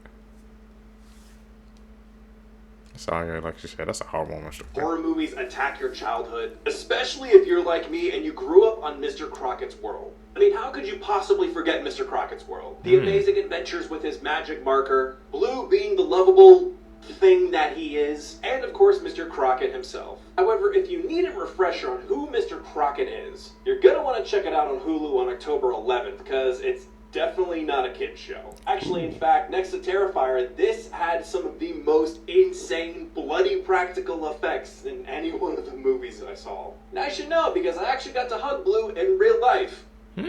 It was very fun.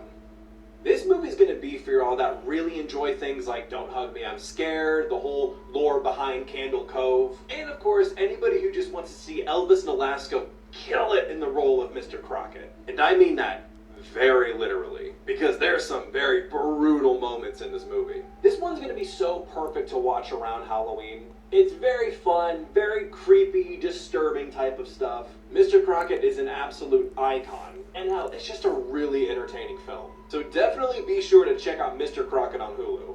And if not, Mr. Crockett's probably watching you. This is nuclear physicist Dr. John Mullen. He discovered how to generate clean and free energy as opposed to oil. Days after this discovery, he died of arsenic poisoning. Dr. Don Wiley. He found the cure for HIV/AIDS. He mysteriously disappeared and later was found deceased. Dr. Mark A. Smith. He found a treatment for Alzheimer's. He passed away in a freak accident. This is Frank Suarez. He apparently found the cure for cancer. He mysteriously took his own life a couple of days later. I don't know, folks. This is suspicious, blowing my mind when I found out about it. These are the... Those people, man, they found all the cures. Somehow it was like they kept getting X'd off a list, man. It's like somebody didn't want the world to have access to those cures, because there's some big industries, man, that they're making money off of. What do you guys think? Some more to that? Or it's just an accident? World's most haunted dolls. Starting at number 4, Leper the doll, a 200-year-old wooden doll with human hair. She was discovered beneath a house in Australia. Carrie Walton, the caretaker of this doll, witnessed many strange things ever since he took her inside his home. Marks on the floor, objects mysteriously moving, and strange noises at night. Number 3, Okiku. This doll was purchased by a young man in 1918 in Japan as a gift for his younger sister. Tragically, after a year, the little girl passed away from a severe case of the flu. Sometime later, the family noticed something off about the doll's hair.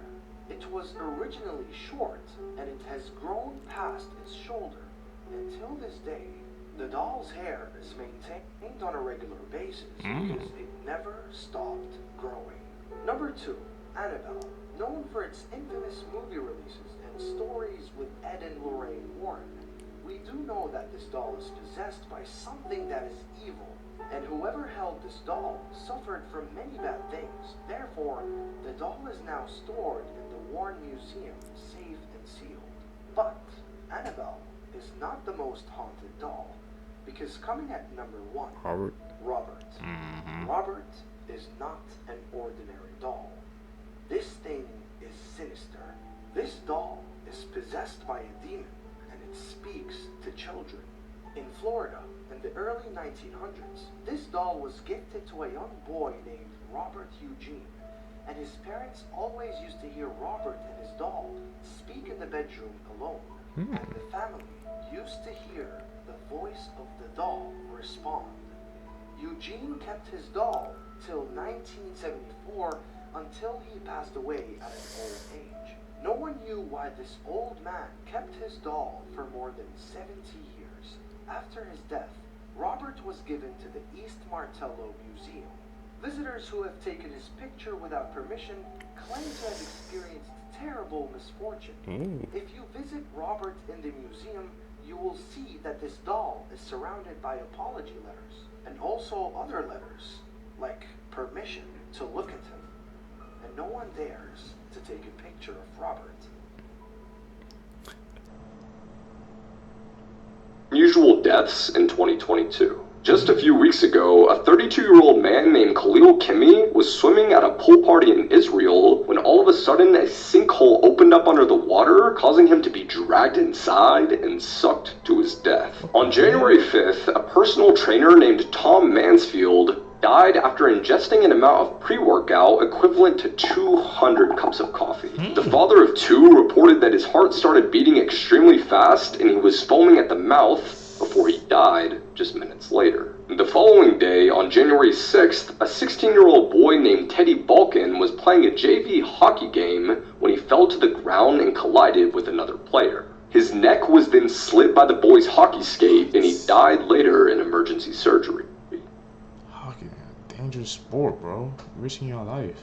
I had to get myself up and out of bed for this because I'd never heard of this case before. Welcome to Creep Time on TikTok with Celestine. These are the 13 unaccounted minutes before Patrice Andreas went missing. On April 15th, 2004, Patrice, who's a local salon owner in Georgia, walks into her shop and finishes her last client at exactly 11:37 a.m. Another client then calls the shop at 11:50, to which there's no answer, which is very unlike Patrice. In that 13-minute window, something happens in that salon where Patrice goes missing. The next client comes in to find the shop empty, and police are called to the scene, which is eerily undisturbed. Aside from some missing money in the register, there's nothing that's out of place, there's no sign of a struggle, even her lunch is still sitting there warmed up.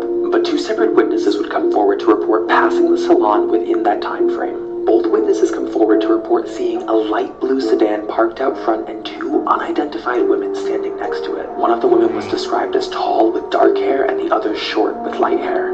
These eyewitness accounts mark one of the only insights as to what happened in those 13 minutes. After 20 months of searching, her remains are finally found at the bottom of a ravine, but the manner of death is unknown. Initially, her husband is suspected to be involved as maybe a jealous spouse, but a scrutinizing investigation would rule him out. She leaves behind her 15-year-old son at the time, who till this day continues to search for answers as to what really happened to his mom on April 15th. So what are your theories as to those 13 unknown minutes? It's kind of scary, man, how like that small amount of unaccounted time led to somebody's demise. Make sure you having to be aware of everything, man, even the minute details. Like I said, if it wasn't for those two people, eyewitnesses, checking out that pulled up that blue sedan, they wouldn't have had nothing. Creepy facts that you shouldn't read. Your mind can sense when someone is staring at you even when you're asleep, which explain why you randomly wake up during the night. Spirits are more active at night and mostly exist in air-conditioned rooms. They look and stare at you at night. They read your mind and try to speak and show your future dreams. Follow if you're scared. Interesting, spooky facts. You guys read that? Videos that seem innocent, but actually have a terrifying backstory. This video shows a man playing Dance Dance Revolution while some teens unknowingly record him and make fun of him. 6 months after this video was taken, this man, Adam Lanzo, would shoot his own mother 4 times in the head while she's sleeping, then drive to Sandy Hook Elementary School where he'd murdered 23 people. This video shows magician Tommy Cooper having a heart attack while on live TV. The audience, as well as his assistant, thought it was part of the show, so they laughed along while he died on stage. This video shows a popular CSGO streamer showing off his new McLaren. However, he was banned a week later for hacking, and this caused him to have a mental breakdown. So he purposely crashed his car into a van, killing himself, a mother, and her child. This video shows a band performing minutes before the venue burnt down and killed everyone inside. Even creepier, the band's name was Burn. Damn, that's a freaking scary coincidence. All those creepy facts, man. It's like these pictures and videos, they have dark backstories you never know until you find out. Can't judge a book by its cover, that's what they say. A 20-year-old cold case has had a major breakthrough after an eerie twist led to police identifying a teenage girl's remains. Midtown Jane Doe was found mysteriously entombed in cement in a former New York hotspot during construction in 2003. Investigators believe she was fatally strangled, bound with electrical wire, and wrapped in a carpet before being cemented into the building's basement. Now, Midtown Jane Doe has been identified as Patricia Kathleen McGlone, a girl from Brooklyn who was last seen in the late 1960s. DNA from a woman killed in the 9/11 attacks, also named Patricia, helped authorities identify the girl, as the two were related.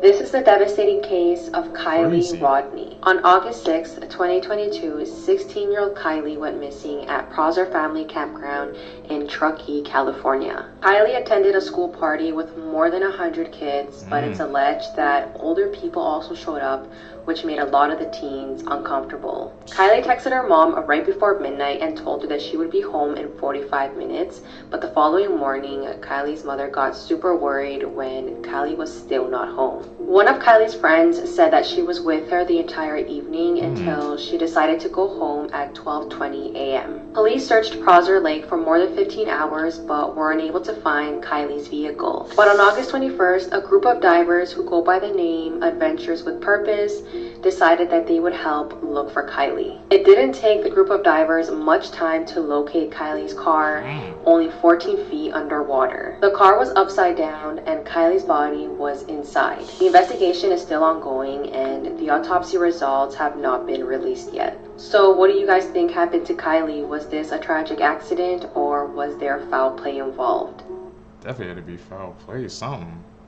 All those people showing up to the party, she got uncomfortable. Dark things that happen at Disney, part 23. I actually got a lot of messages asking me to cover this case. On December 3rd, Chris Christensen passed away after jumping from a parking structure outside of Disneyland. This is reportedly the area that he jumped from, and that's where he landed. Now, it's a very sad and tragic case. It breaks my heart. So according to the letter that Chris left, him and his wife Marlena got in a really bad fight. He said their marriage was perfect up until that fight. She accused him of being aggressive and physical with her and their kids. Although Chris claims that that's not what happened and those claims were false. As a result, he spent the night in jail and he pretty much lost his job of being a school principal. Chris said that he took his own life to escape his partner and these claims that she made up. It's a very touchy case, that's why I didn't really want to address it. But like I said, a lot of people told me to. That one case, when anything that was always Disney's now in the Most news, they always unusual seem deaths to be in able to human hide it. history. Yuriko Onija was in the middle of having sex with his 6th wife when his other wives caught him and became jealous. They forced him to do it with each of them, and he stopped breathing before he could get to the 5th wife. A 32-year-old man from Florida, Edward Archibald, died from choking on arthropod body parts in a cockroach eating contest. When 25-year-old Salman Mirza met up with his ex-fiancée at a hotel in India, he realized that he didn't have protection. Salman then proceeded to seal up his pee-pee using a strong glue, causing him to die of organ failure. This past Halloween, a Brazilian man was fishing with his 2 friends when all of a sudden they were attacked by bees. The man attempted to escape by jumping into a nearby lake where he was attacked by piranhas and died. 42-year-old Tony Isles was in a McDonald's drive-thru when he dropped his credit card. He opened his door to retrieve it when his car rolled forward, pinning him between the door and the car, crushing him to death. Crazy cases, man. You would never think in a million years that stuff like that would happen.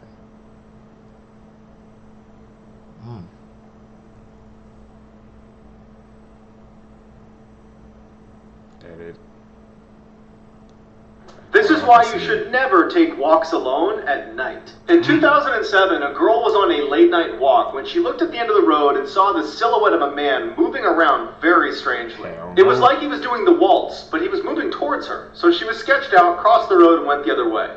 After a couple minutes, she turned around to see what he was doing, and he was right across the street from her, now staring up into the sky with a huge grin on his face. Now totally creeped out, she turns around and walks about a half block before checking again, and to her horror, he's now crouched down right behind her. But luckily, he stands up, turns around, and kind of hobbles away. And then she notices something.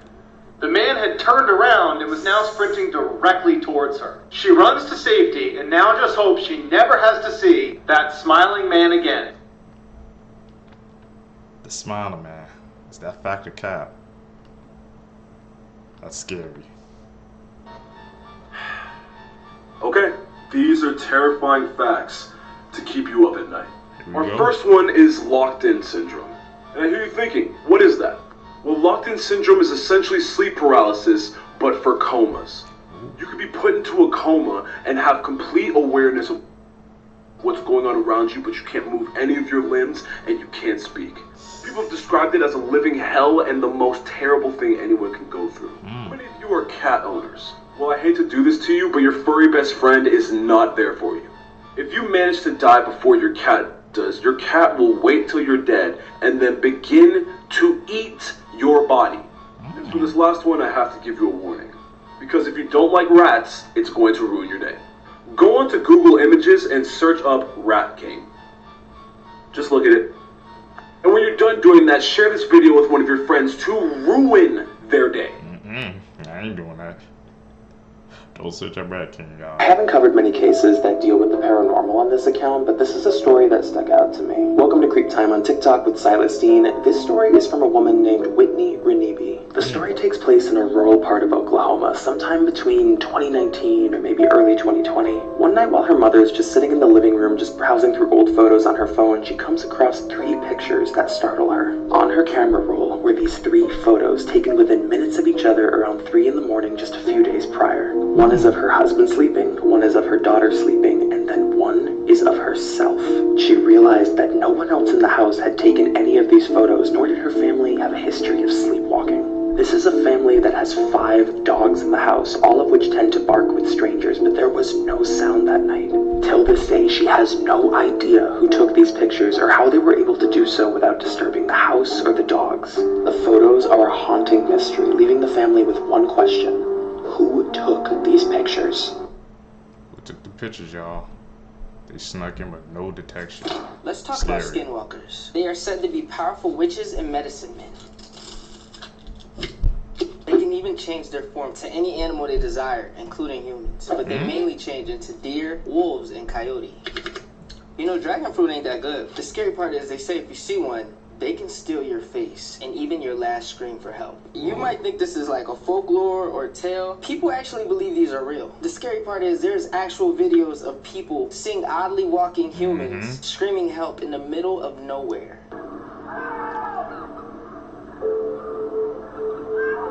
Is that a Skinwalker though? See, they say skinwalkers pretend to be humans in distress, and if they're calling out for help, they're just trying to lure you in.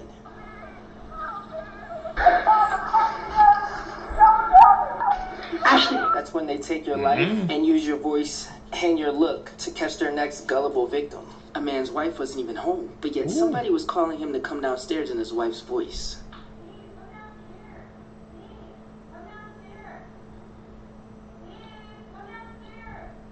Is that an edit, y'all? Is that legit? Don't trust it. If you want me to go out in the middle of the field, at least shapeshift into like Rihanna or Beyonce. I'm making a mess, but this look good. I'll be there in a minute. 30 seconds flat. Naked. Very naked. Maybe even Lizzo. Let's light this candle. What the? Skinwalkers, man. Should we check that out? I've seen a couple of videos, man. I haven't deep dived into it yet. Edit. Gotta call it like I see it, man. This is the Pitbull video, one of the hardest cartel execution videos to watch. Explained. The video that I'm about to explain is extremely graphic and I don't recommend searching for it. I won't. The video begins with a man lying on his back on the ground and two men are holding his legs open. He's being restrained. And in total there is 5 perpetrators and 1 victim. And also 2 pit bull dogs. Apparently, this is the victim's punishment for allegedly doing something with a kid or to a kid. The victim is naked, and at the start of the video, the dog has done most of the work. The dog already ripped off the man's privates, and it's just a bloody mess. The dog continues to rip pieces of flesh off of where his privates used to be, and the victim is being held down, and he is also gagged, so he can't scream. But sometimes the gag came loose, and at this point, you could hear the man scream in pain. The victim was even talking, but I couldn't translate it, but that means he was completely conscious during this, which I can't even imagine the pain. As a man, this might be one of the worst videos out there. Funky Town is bad, Ghost Rider is bad, but as a man, I can't imagine anything more painful than a pit bull ripping off your junk while you're still alive. Not many people mention this video with the other disturbing ones, but it's definitely up there. There's not any information about the victim after the video. I don't know if he died, but it's safe to assume he did. He lost a lot of blood, and if a dog eats your privates, you will most likely get an infection and die from it. All in all, this video is very graphic, very real, and very disturbing. Please do yourself a favor and never go searching for this video, especially if you're a man. I never search for those video seekers. Do y'all? Me personally, I don't.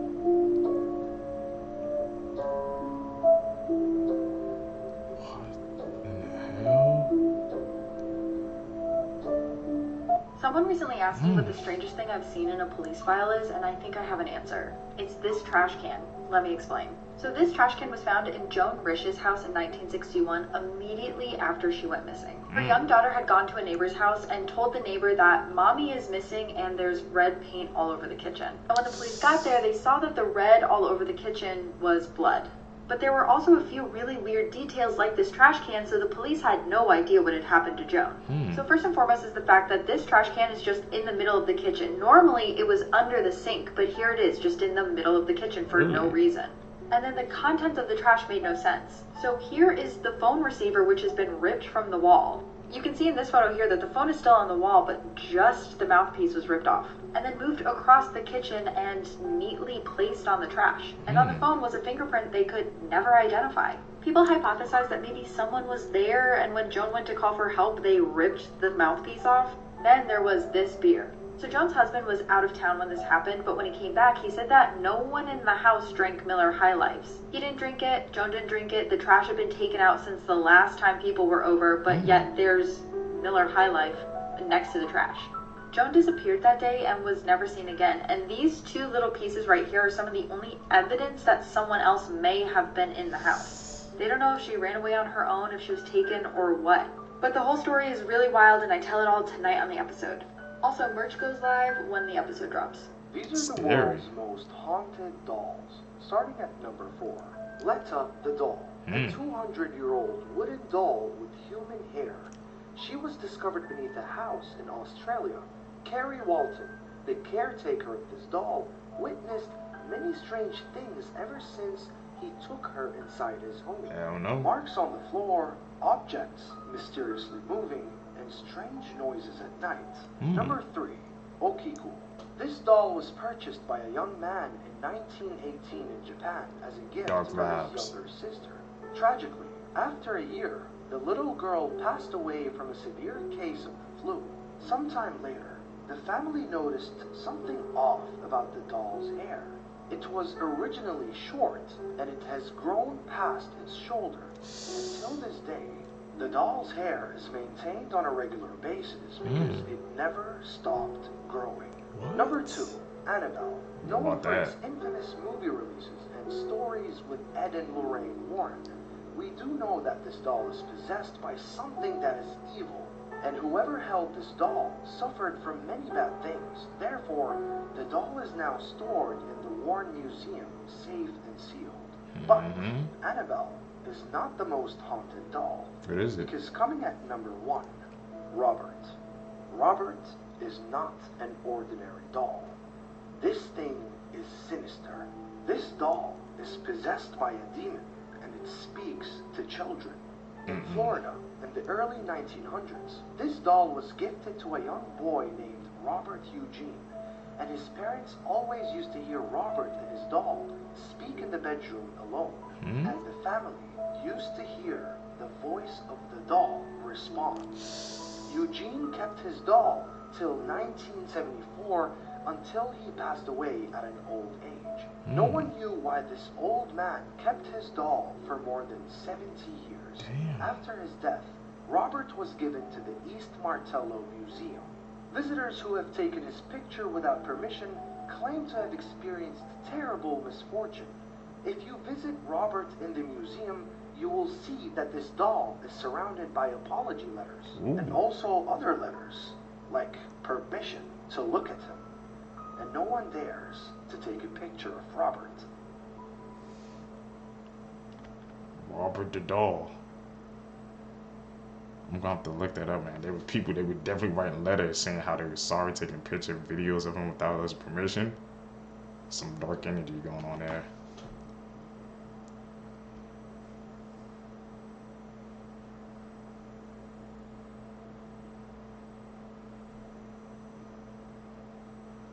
Edit. This guy is the real Humpty Dumpty, and his story is much darker than you think. Deep in the eerie town of Puddlebrook, Kentucky, resided Gilbert Eggman, a man plagued by misfortune.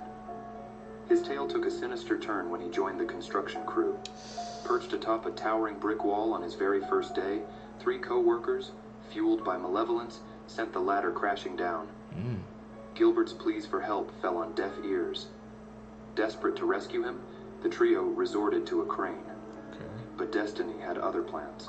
The crane, guided by an unseen force, struck Gilbert, sending him hurtling to a grim demise. The town whispered of Gilbert's curse. In the following months, darkness consumed Puddlebrook. One by one, the 3 construction workers met their untimely ends, each death shrouded in mystery. Gilbert's curse, it seemed, had unleashed its wrath upon them, becoming an urban legend in the small town.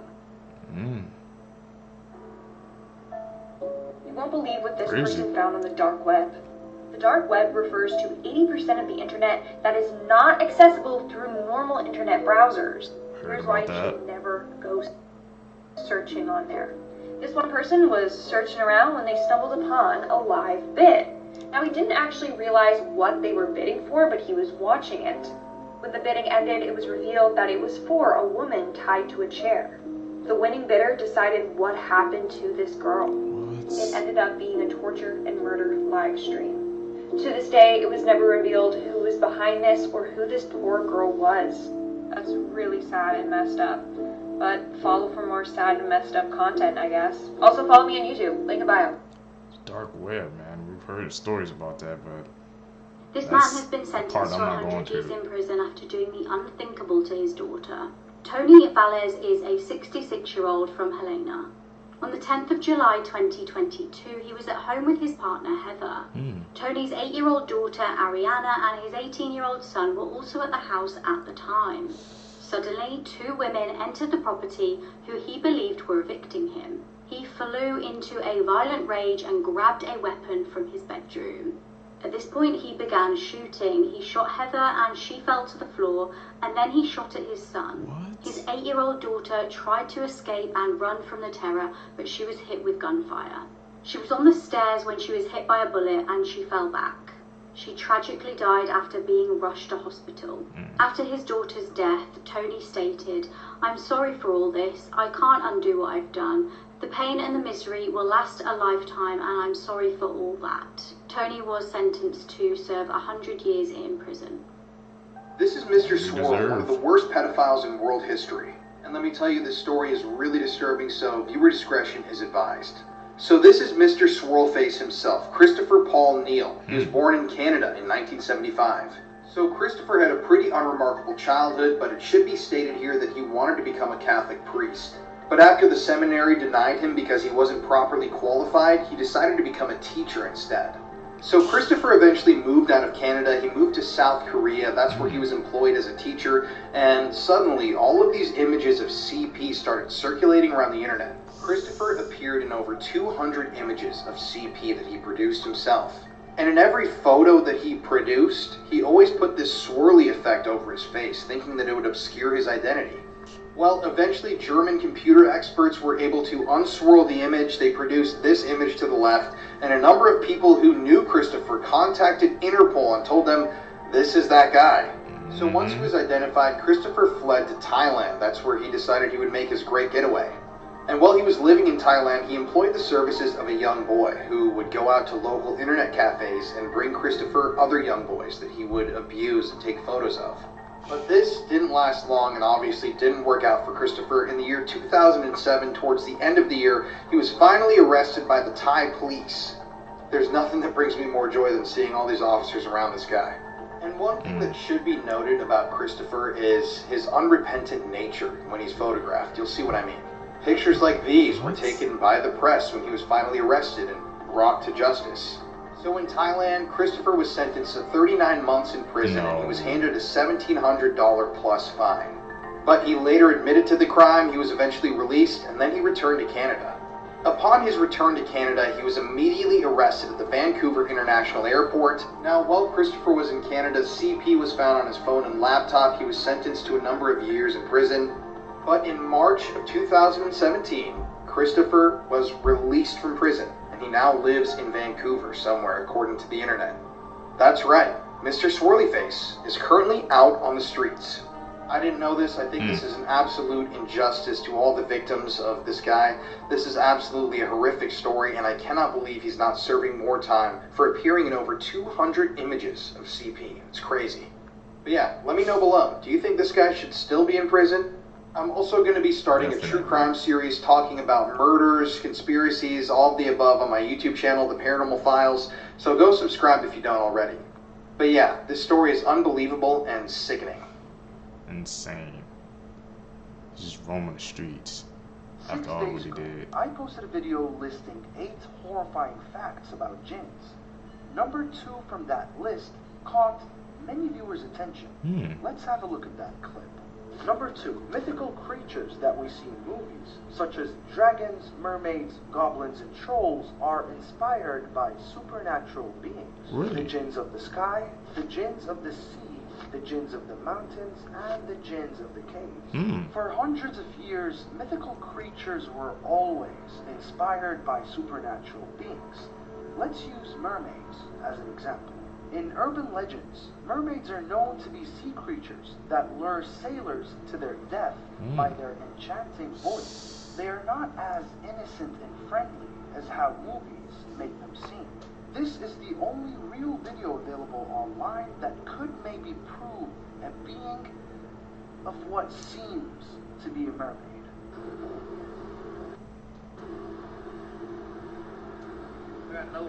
Another one over here? Alright. What are those? Whoa. Swimming side by side, something was weird. What the hell? This is all on 4K and this doesn't make national news or something? What are those trails called? Something's swimming fast underneath that water. Something's swimming real fast underneath that water. I hear him. Where's he at? What the fuck is that noise, bro? What is that noise? Where are you? Let's not forget the importance of oceans in the world of jinns. The most protected area in their whole world is on water. The throne of Iblis is on water. But the main question is, are these shape-shifting jinns, half humanoids, half fish, or do mermaids actually exist? Only God knows the answer. People who are 1 in a million, part 2. This is Gary Turner, but he's better known as the Elastic Man. He has a medical condition that causes his skin to be so stretchy that he can stretch the skin from his neck over his mouth. Next is Nanya Su, who's a boy with perfect night vision. His parents both have brown eyes, but he has blue eyes that glow when a light is shined. He claims that it's hard to see during the day, but while everyone sees this at night, this is what he sees. This is Paul Carrison, the real-life Papa Smurf. To fix his skin condition, he would drink silver and rub it on his skin every day, causing him to turn irreversibly blue. Finally, this man came into the hospital with severe chest pain, and doctors were shocked when they discovered he had 2 hearts, and he had suffered a double heart attack. Whoa.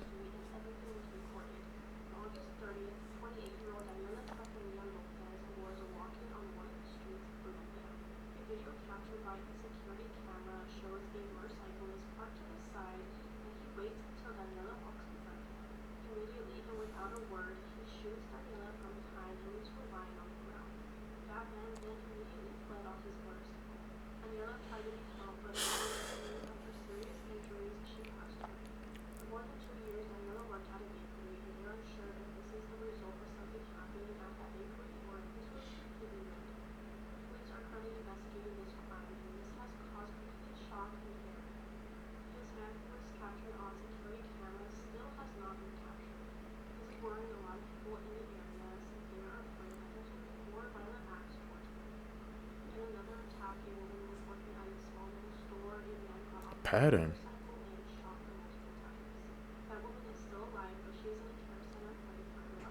This truck driver took the life of 5 people because he was distracted on TikTok. The morning of January 12, 2023, 36-year-old Danny Tyner was driving on Interstate 10 in Arizona when he drove his tractor trailer in to stop the traffic. This scene is so difficult to look at, but basically his truck sandwiched 2 other cars with another big truck at the front. These are the 5 victims that lost their lives on that day, and when Danny was asked what happened, he said that he looked down for a couple of seconds because he got a notification on his work tablet, and when he looked back up, there was not enough time to brake. But that wasn't true. When his phone was analyzed, it showed that he was actively using TikTok when the crash happened. Now, what I found disturbing was that during his interaction with police, he didn't seem too fazed. He was eventually charged with manslaughter and was sentenced to 4.5 years in prison for each count of negligent homicide, which totaled to 22.5 years. This is the tread. Man, I'm telling you guys, when you out driving, man, just do not be informed, man. Like I said, social media is a distraction, man. That's basically what it was made for. So why would you even attempt to even like look at it while you're driving, bro? That's just doesn't make sense to me. Look at the result of what happened, man. Multiple senses, man, because you just wanted to scroll on TikTok, man. TikTok cannot be, well, we know it's that addicting, man, where you just want to keep scrolling and scrolling, but you drive and you don't have that luxury. Tragic story of the Boy Scout who made his entire neighborhood radioactive. Nicknamed the Nuclear Boy Scout, David Hahn was a teenager from Michigan who was obsessed with nuclear radiation. When he was only 15, David attempted to build a nuclear reactor in his backyard shed, using radioactive material from household items including vintage clocks, smoke detectors, and gun sights. Within 2 years, David had built a functioning reactor which gave off enough radiation to be detected throughout his entire neighborhood. Damn. David was soon caught by police when they found hazardous materials in his car during a routine stop and thought he was building an atomic bomb. When David's shed was raided by the EPA, they determined that his project had created dangerous levels of radiation, leading them to dismantle the building and classify it as hazardous waste. This mugshot from 2006 shows David covered in sores as a result of his extensive exposure to radiation. This, combined with continuous legal and mental health issues, led to David's early passing at the age of 39 from an accidental overdose. Wanted to become like Adam Man or something. Superpowers, Part 2. The Super Coffee Drinker, BDNF.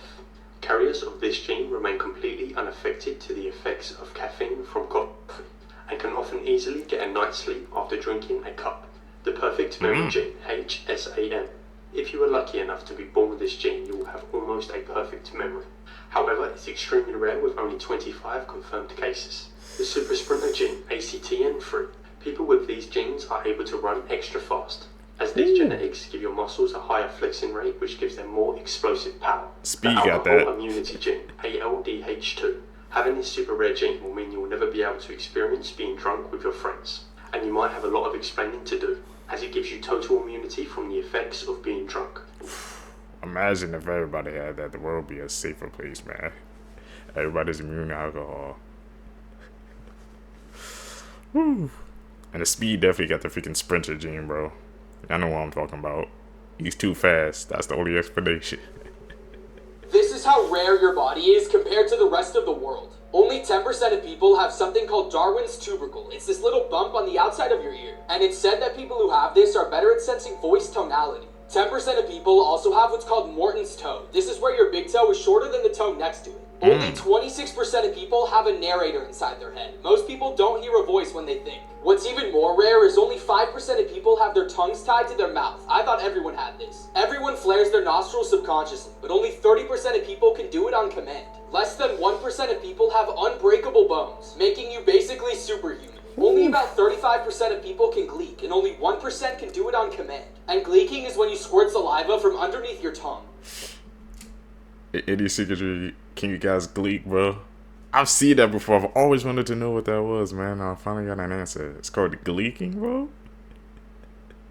Shoot saliva through your tongue. That's a very, I guess, rare skill set. You got any gleekers, man, in the comments?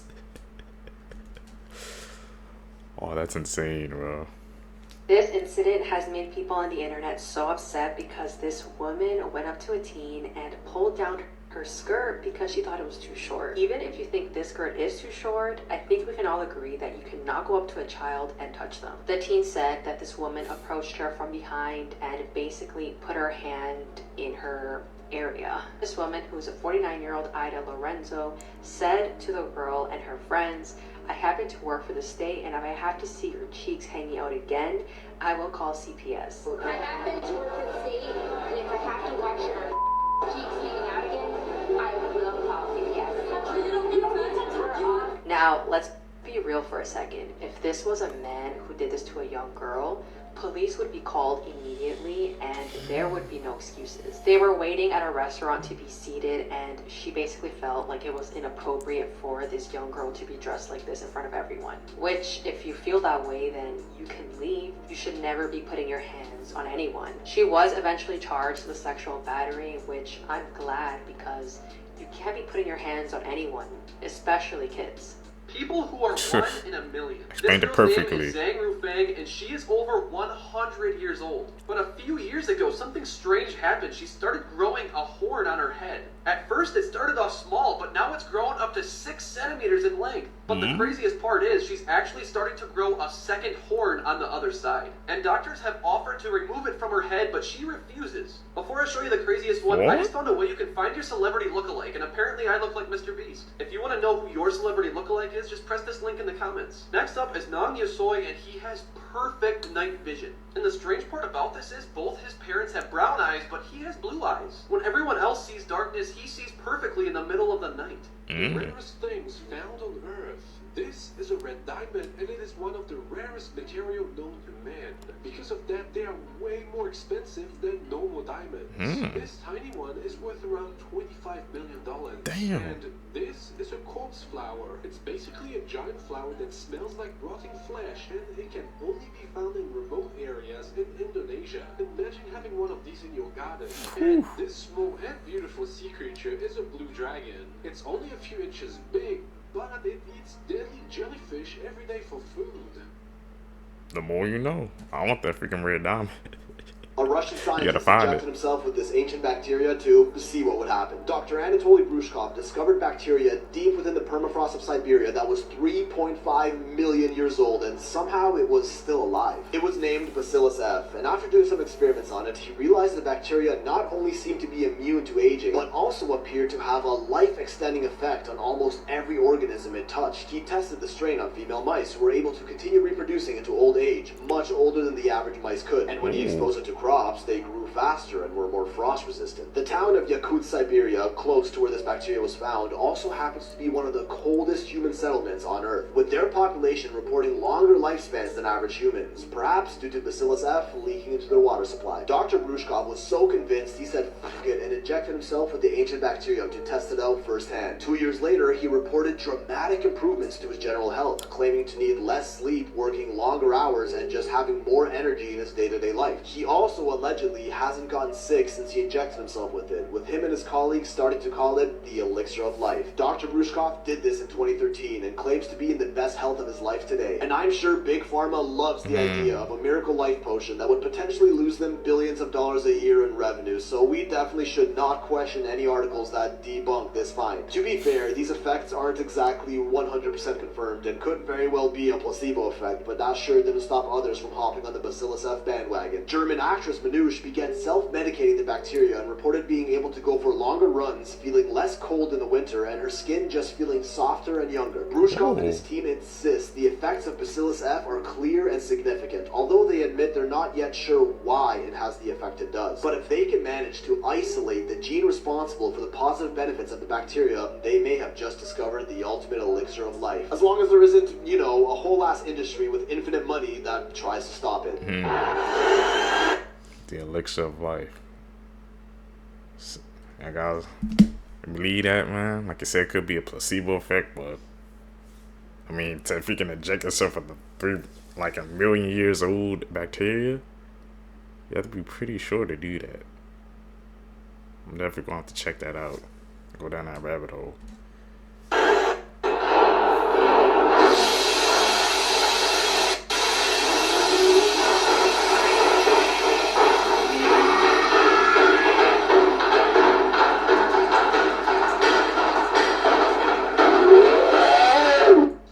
Kids' Toys Ever, Part 51. Mr. Bucket, released in 1990, discontinued twice, and brought back. But what was the problem? Well, the shape of the mouth didn't help. But the only thing they actually changed were the words in the jingle. A certain part they decided to cut out. I'm Mr. Bucket. I'm Mr. Bucket. Toss your balls in my top. I'm Mr. Bucket. Out of my mouth, I'm Mr. What the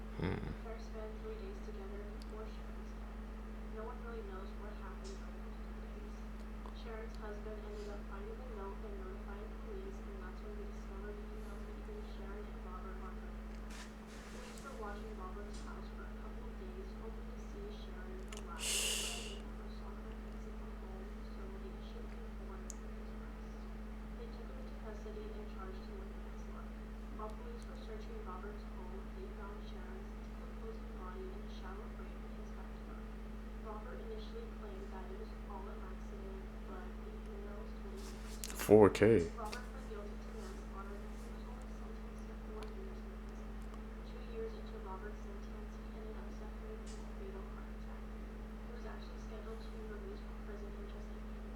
Extinct animals, scientists are close to reviving. Firstly, the woolly mammoth. It was believed to have gone extinct 25,000 years ago, but scientists discovered hundreds that just died recently. So they're planning to put its DNA inside African elephants, and they expect to bring them back in the next 5 years. Next, dodo birds were hunted to extinction 400 years ago, but a preserved head was recently discovered. By mixing that DNA with a maned pigeon, dodo birds should be coming back in 15 years. Finally, expect to see saber-toothed tigers outside soon, because scientists discovered DNA preserved in tar pits, and they plan to combine it with African lions. So this 10-inch tooth beast should be coming back in 10 years.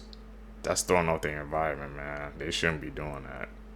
Never slice tomatoes this way. So when this guy noticed that his boss was slicing tomatoes one by one, wasting a lot of time, he decided to show him a trick that everyone should know.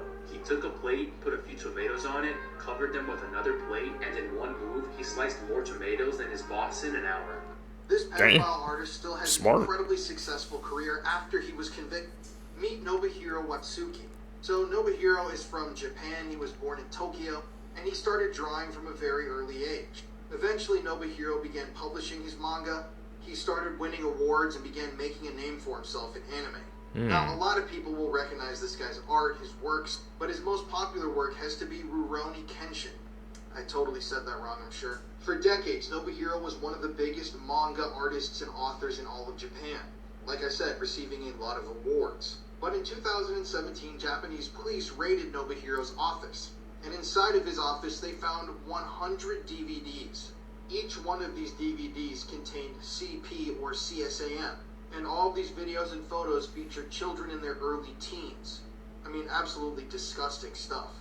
But what did the authorities in Japan do after finding this? Was he given a long prison sentence? 100 DVDs is a lot. Nope, he was fined about $1,500. That's right, he served 0 time in jail or prison and had to pay $1,500.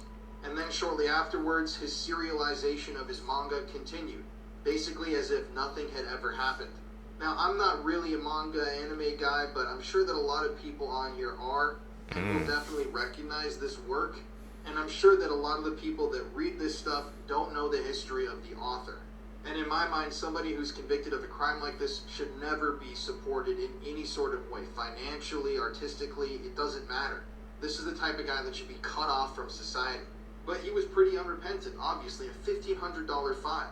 I would definitely myself encourage Japanese authorities to go check this guy's hard drives nowadays. But as for now, he's pretty much untouched. Have you ever seen a Mickey Mouse gas mask? These were made to calm terrified children. About a month after Pearl Harbor, Walt Disney was in Washington, D.C. to design and discuss Mickey Mouse gas masks for children. 1,000 of these were produced and given away to key members of Congress to help support the project. At the time, President Roosevelt even received one. Walt Disney also came up with drawing designs for Pluto and Three Little Pigs gas masks, although these ones never reached production. They attempted to keep the fun element in something as grim as gas raids. During these raids, children would be persuaded to regard the whole thing as a game. That's crazy, man. A freaking Mickey Mouse gas mask? Makes you wonder, man, what other freaking, I guess, companies and stuff made things in that time. But like I said, there was only 1,000 of them, so obviously it was a limited number. That was just a dark time, man, in history. Kids had to think it was a game. Curtain number 1.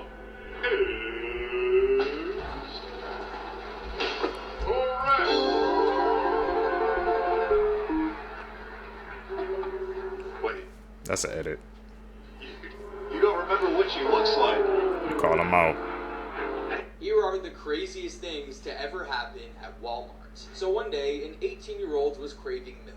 So he decided to steal not 1, not 2, but 26 gallons of milk from Walmart. Oh, and he did this dressed as a cow. And if that doesn't sound weird enough to you, you'd be surprised to learn that even though he made himself stand out in the cow costume, he managed to not get caught on the spot. Next, on Black Friday in 2013, a customer and his son were freaking out in Walmart because they thought that his ex-wife was possessed by a demon.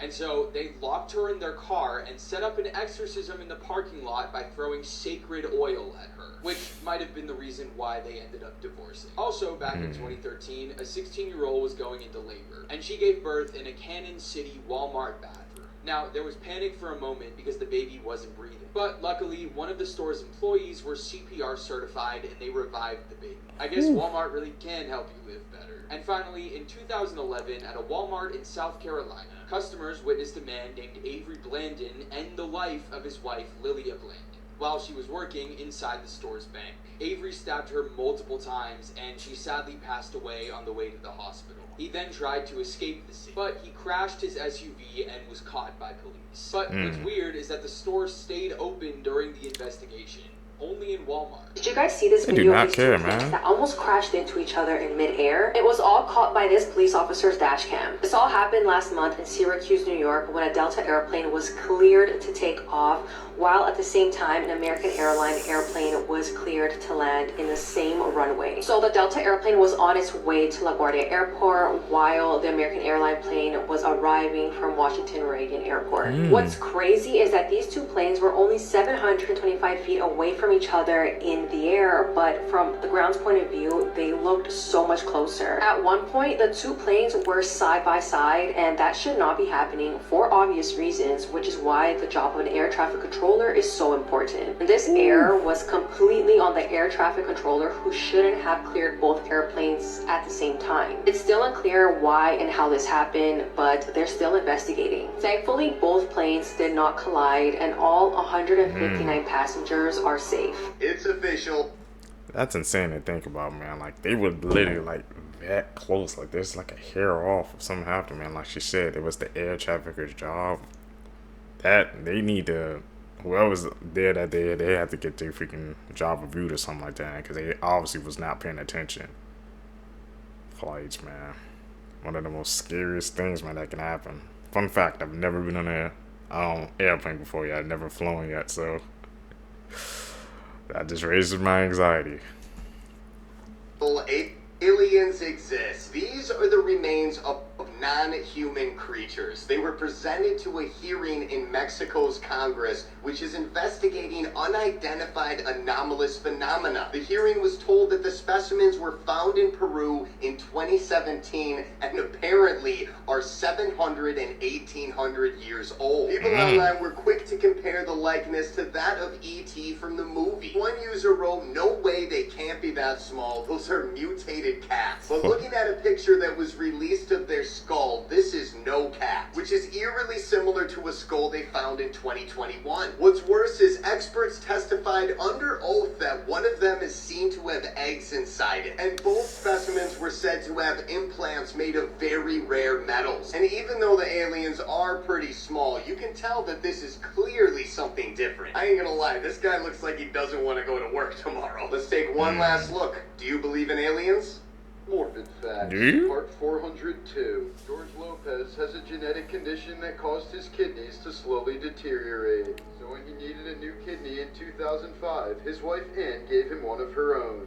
A couple years later, George reportedly cheated on his wife, then divorced her in 2010, all while wearing her kidney. The first scientist to observe penguins engaging in gay intercourse, grape, and necrophilia was so disturbed that he tried to obscure his findings to prevent people from knowing the truth about penguins. In 1995, a substitute school bus driver in Illinois stopped at a red light with the back part of the bus still on some train tracks. The children were screaming for her to move the bus forward as a train approached, but she was confused about what they meant.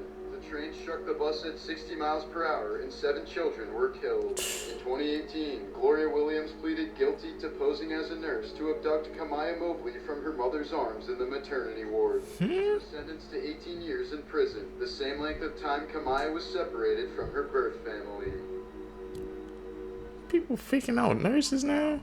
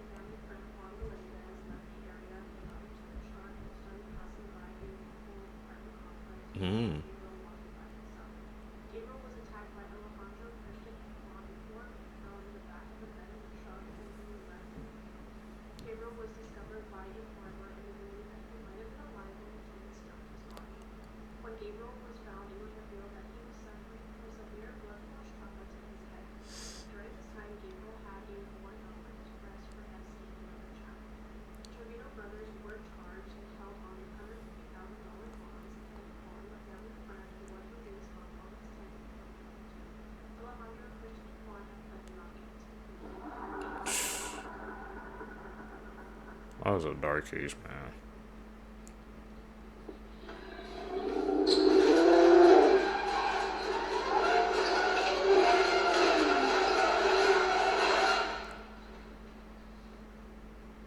In 2011, That was an edit. 4-year-old Gabby Mann was living in Seattle, Washington with her family. One day, she dropped a chicken nugget onto the ground, and before she could pick it up, a neighborhood crow swooped down and took the free lunch. And because Gabby was a messy eater, she continued to drop food everywhere she went, and so she continued to inadvertently feed these crows. She grew to really enjoy the attention, and so she started feeding them huge portions of her lunch. When Gabby's mother discovered where most of her daughter's food was going, she wasn't upset. She was just worried her daughter wasn't getting enough to eat. They would go out and buy some food just for the crows. She and her mom began feeding the crows every day. Gabby went outside one morning to refill the peanut tray when she noticed there was a small earring. Over the following few weeks, when more and more little trinkets started showing up, Gabby's mom installed a camera. She was amazed to see the crows would come in and they would eat their food, and then they would leave behind these shiny little trinkets. But the crows' most astonishing gift came the following year. Gabby's mother was an avid photographer, and one day she was out by herself photographing a bald eagle. She managed to drop a lens cover to one of her cameras. That night, when she got back to her house, she couldn't believe what was sitting there. She ran back inside and pulled up the footage from the bird camera, and there it was, a crow coming into the yard with the lens cap in its mouth. This behavior is very significant because it means the relationship between the crows and Gabby and her mom was not a transactional one. Today, Gabby and her mother still feed the crows every single day, and the crows still love Gabby and her mother. Okay, It's like good karma coming back to a you. pharmaceutical company that's trialing a new groundbreaking age reversal pill had such good results that the local news wanted to run a story on them. But before they even could publish the video, the chairman and CEO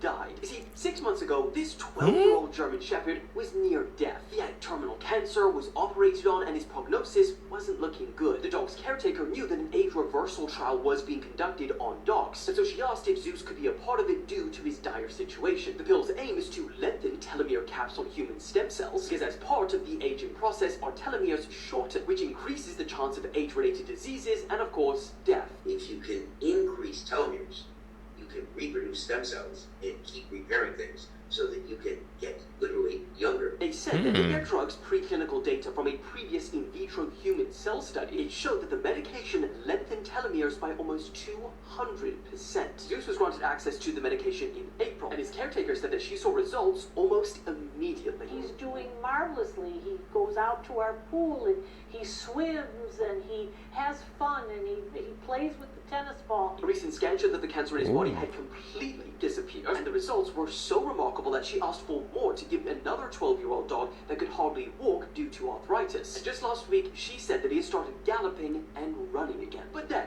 despite all of that, hit us with this. And we are sad to report that since this interview was conducted, Dr. Christopher Chapman has recently passed away. On the company's website, they announced his passing, saying, out of respect and privacy for Dr. Chapman's family, details of the 71-year-old's passing will not be made available. And then added that to support the new chairman and CEO, 3 telomere directors have voluntarily resigned. Human trials for this drug are planned for mid-2025. The rarest things in the world. What do you think happened? Vaquita, only 10 left in the wild. Rarest gem on earth, pay knife worth $60,000 per carat. Rarest poker hand, the royal flush, 1 in 655,000 chance. Rarest element on earth, as the time, less than 1 gram on earth exists. Rarest car, Ferrari 250 Gran Turismo. Gran Turismo?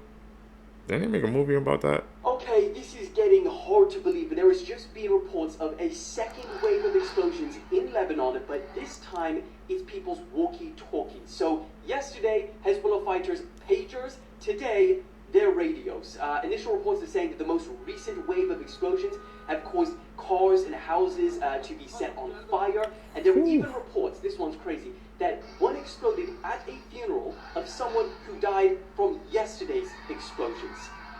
And while I'm on the topic of explosions, you're going to see a lot of reports of people saying explosive devices found at Trump rally, even going as far as saying third assassination attempt, question mark. Let me just save you some time. That is a false report. There's going to be a lot of corrections. Don't worry about it. I'll keep you updated. Imagine being kidnapped, locked in a basement, and then when the police come, they just leave you there to die. Back in the 1980s, many girls in Belgium were just randomly vanishing without a trace. This guy right here, Mark Detroit, was the guy who was doing all of this. Now, in his early years, he had a lot of relationship issues and ended up marrying his second wife, Michelle Martin, this woman right here. What these two would do together genuinely will make you feel sick. Major trigger warning: if you're easily scared, please just keep on scrolling right now. This is your final one. On June the 7th, 1985, they took their first victim, who was an 11-year-old girl walking home from school, which they kidnapped. They took her back to their place, armed her, and then took a photo of her after this before just releasing her. Now, they did this tons of times before actually being caught by the police the first time, but then it got far worse. So they were both arrested but got a very, very short sentence and were out in no time. Mark was released in 1992 after serving literally 3 years in prison for all of this. Of course, the reason they were caught the first time was because the victims they let go free had reported them, so they built this literal dungeon in the basement of the house where they would keep people. He went on to kidnap at least 6 people in the space of a couple years and left them all in here. At this time, the news was going crazy in the local area because tons of girls were going missing. No one knew where they were, but they were all in here. Now, even crazier again, Mark's own mother actually reported him to the police and they still didn't go round. And she even told the police that he literally had girls captive in the basement right now and the police did nothing. Not long after this, though, Mark was actually arrested for something completely separate, stealing a car, and he told his wife she would have to keep the girls in the basement alive by watering them and feeding them. Yeah. Now, by far, the most angering part of this whole story is that the police finally went round and did a check on the house. He literally heard children screaming and begging for help, and they walked out. They did nothing. Because apparently it sounded like the screams were coming from outside and just kids playing prank or something. Like, what? There was even undeveloped camera film on the side here, which they just didn't develop, but if they did, they would have seen literally everything. Now, apparently, this woman was too scared to go into the basement and look after the girls, so tragically passed away. When he finally got out, he started again, and more girls started vanishing, until eventually someone came forward after spotting him in a van, basically while in the act. He then confessed, showed the police the whole basement and everything, and even showed them where some bodies of people were. He also reportedly had another accomplice, but they had a disagreement, and he unalived him and buried him in the house as well. After the whole case came to a close, she got 30 years in jail, and he got a life sentence. People gotta freaking follow up on their jobs, man. It's like one simple mistake, one small detail. If you don't follow up, somebody could freaking lose something. Somebody could lose somebody forever, man. Seekers, if you guys made it with me to the end of the video, you're a true seeker seeking the truth. I really appreciate the support, man. Like I said, make sure you guys comment down below. Don't forget to follow me on my social medias down below. Hit that thumbs up button, man, so we can get to this algorithm. More people can see these videos. You guys can catch in the next one, man. I'm out. Peace, Seekers.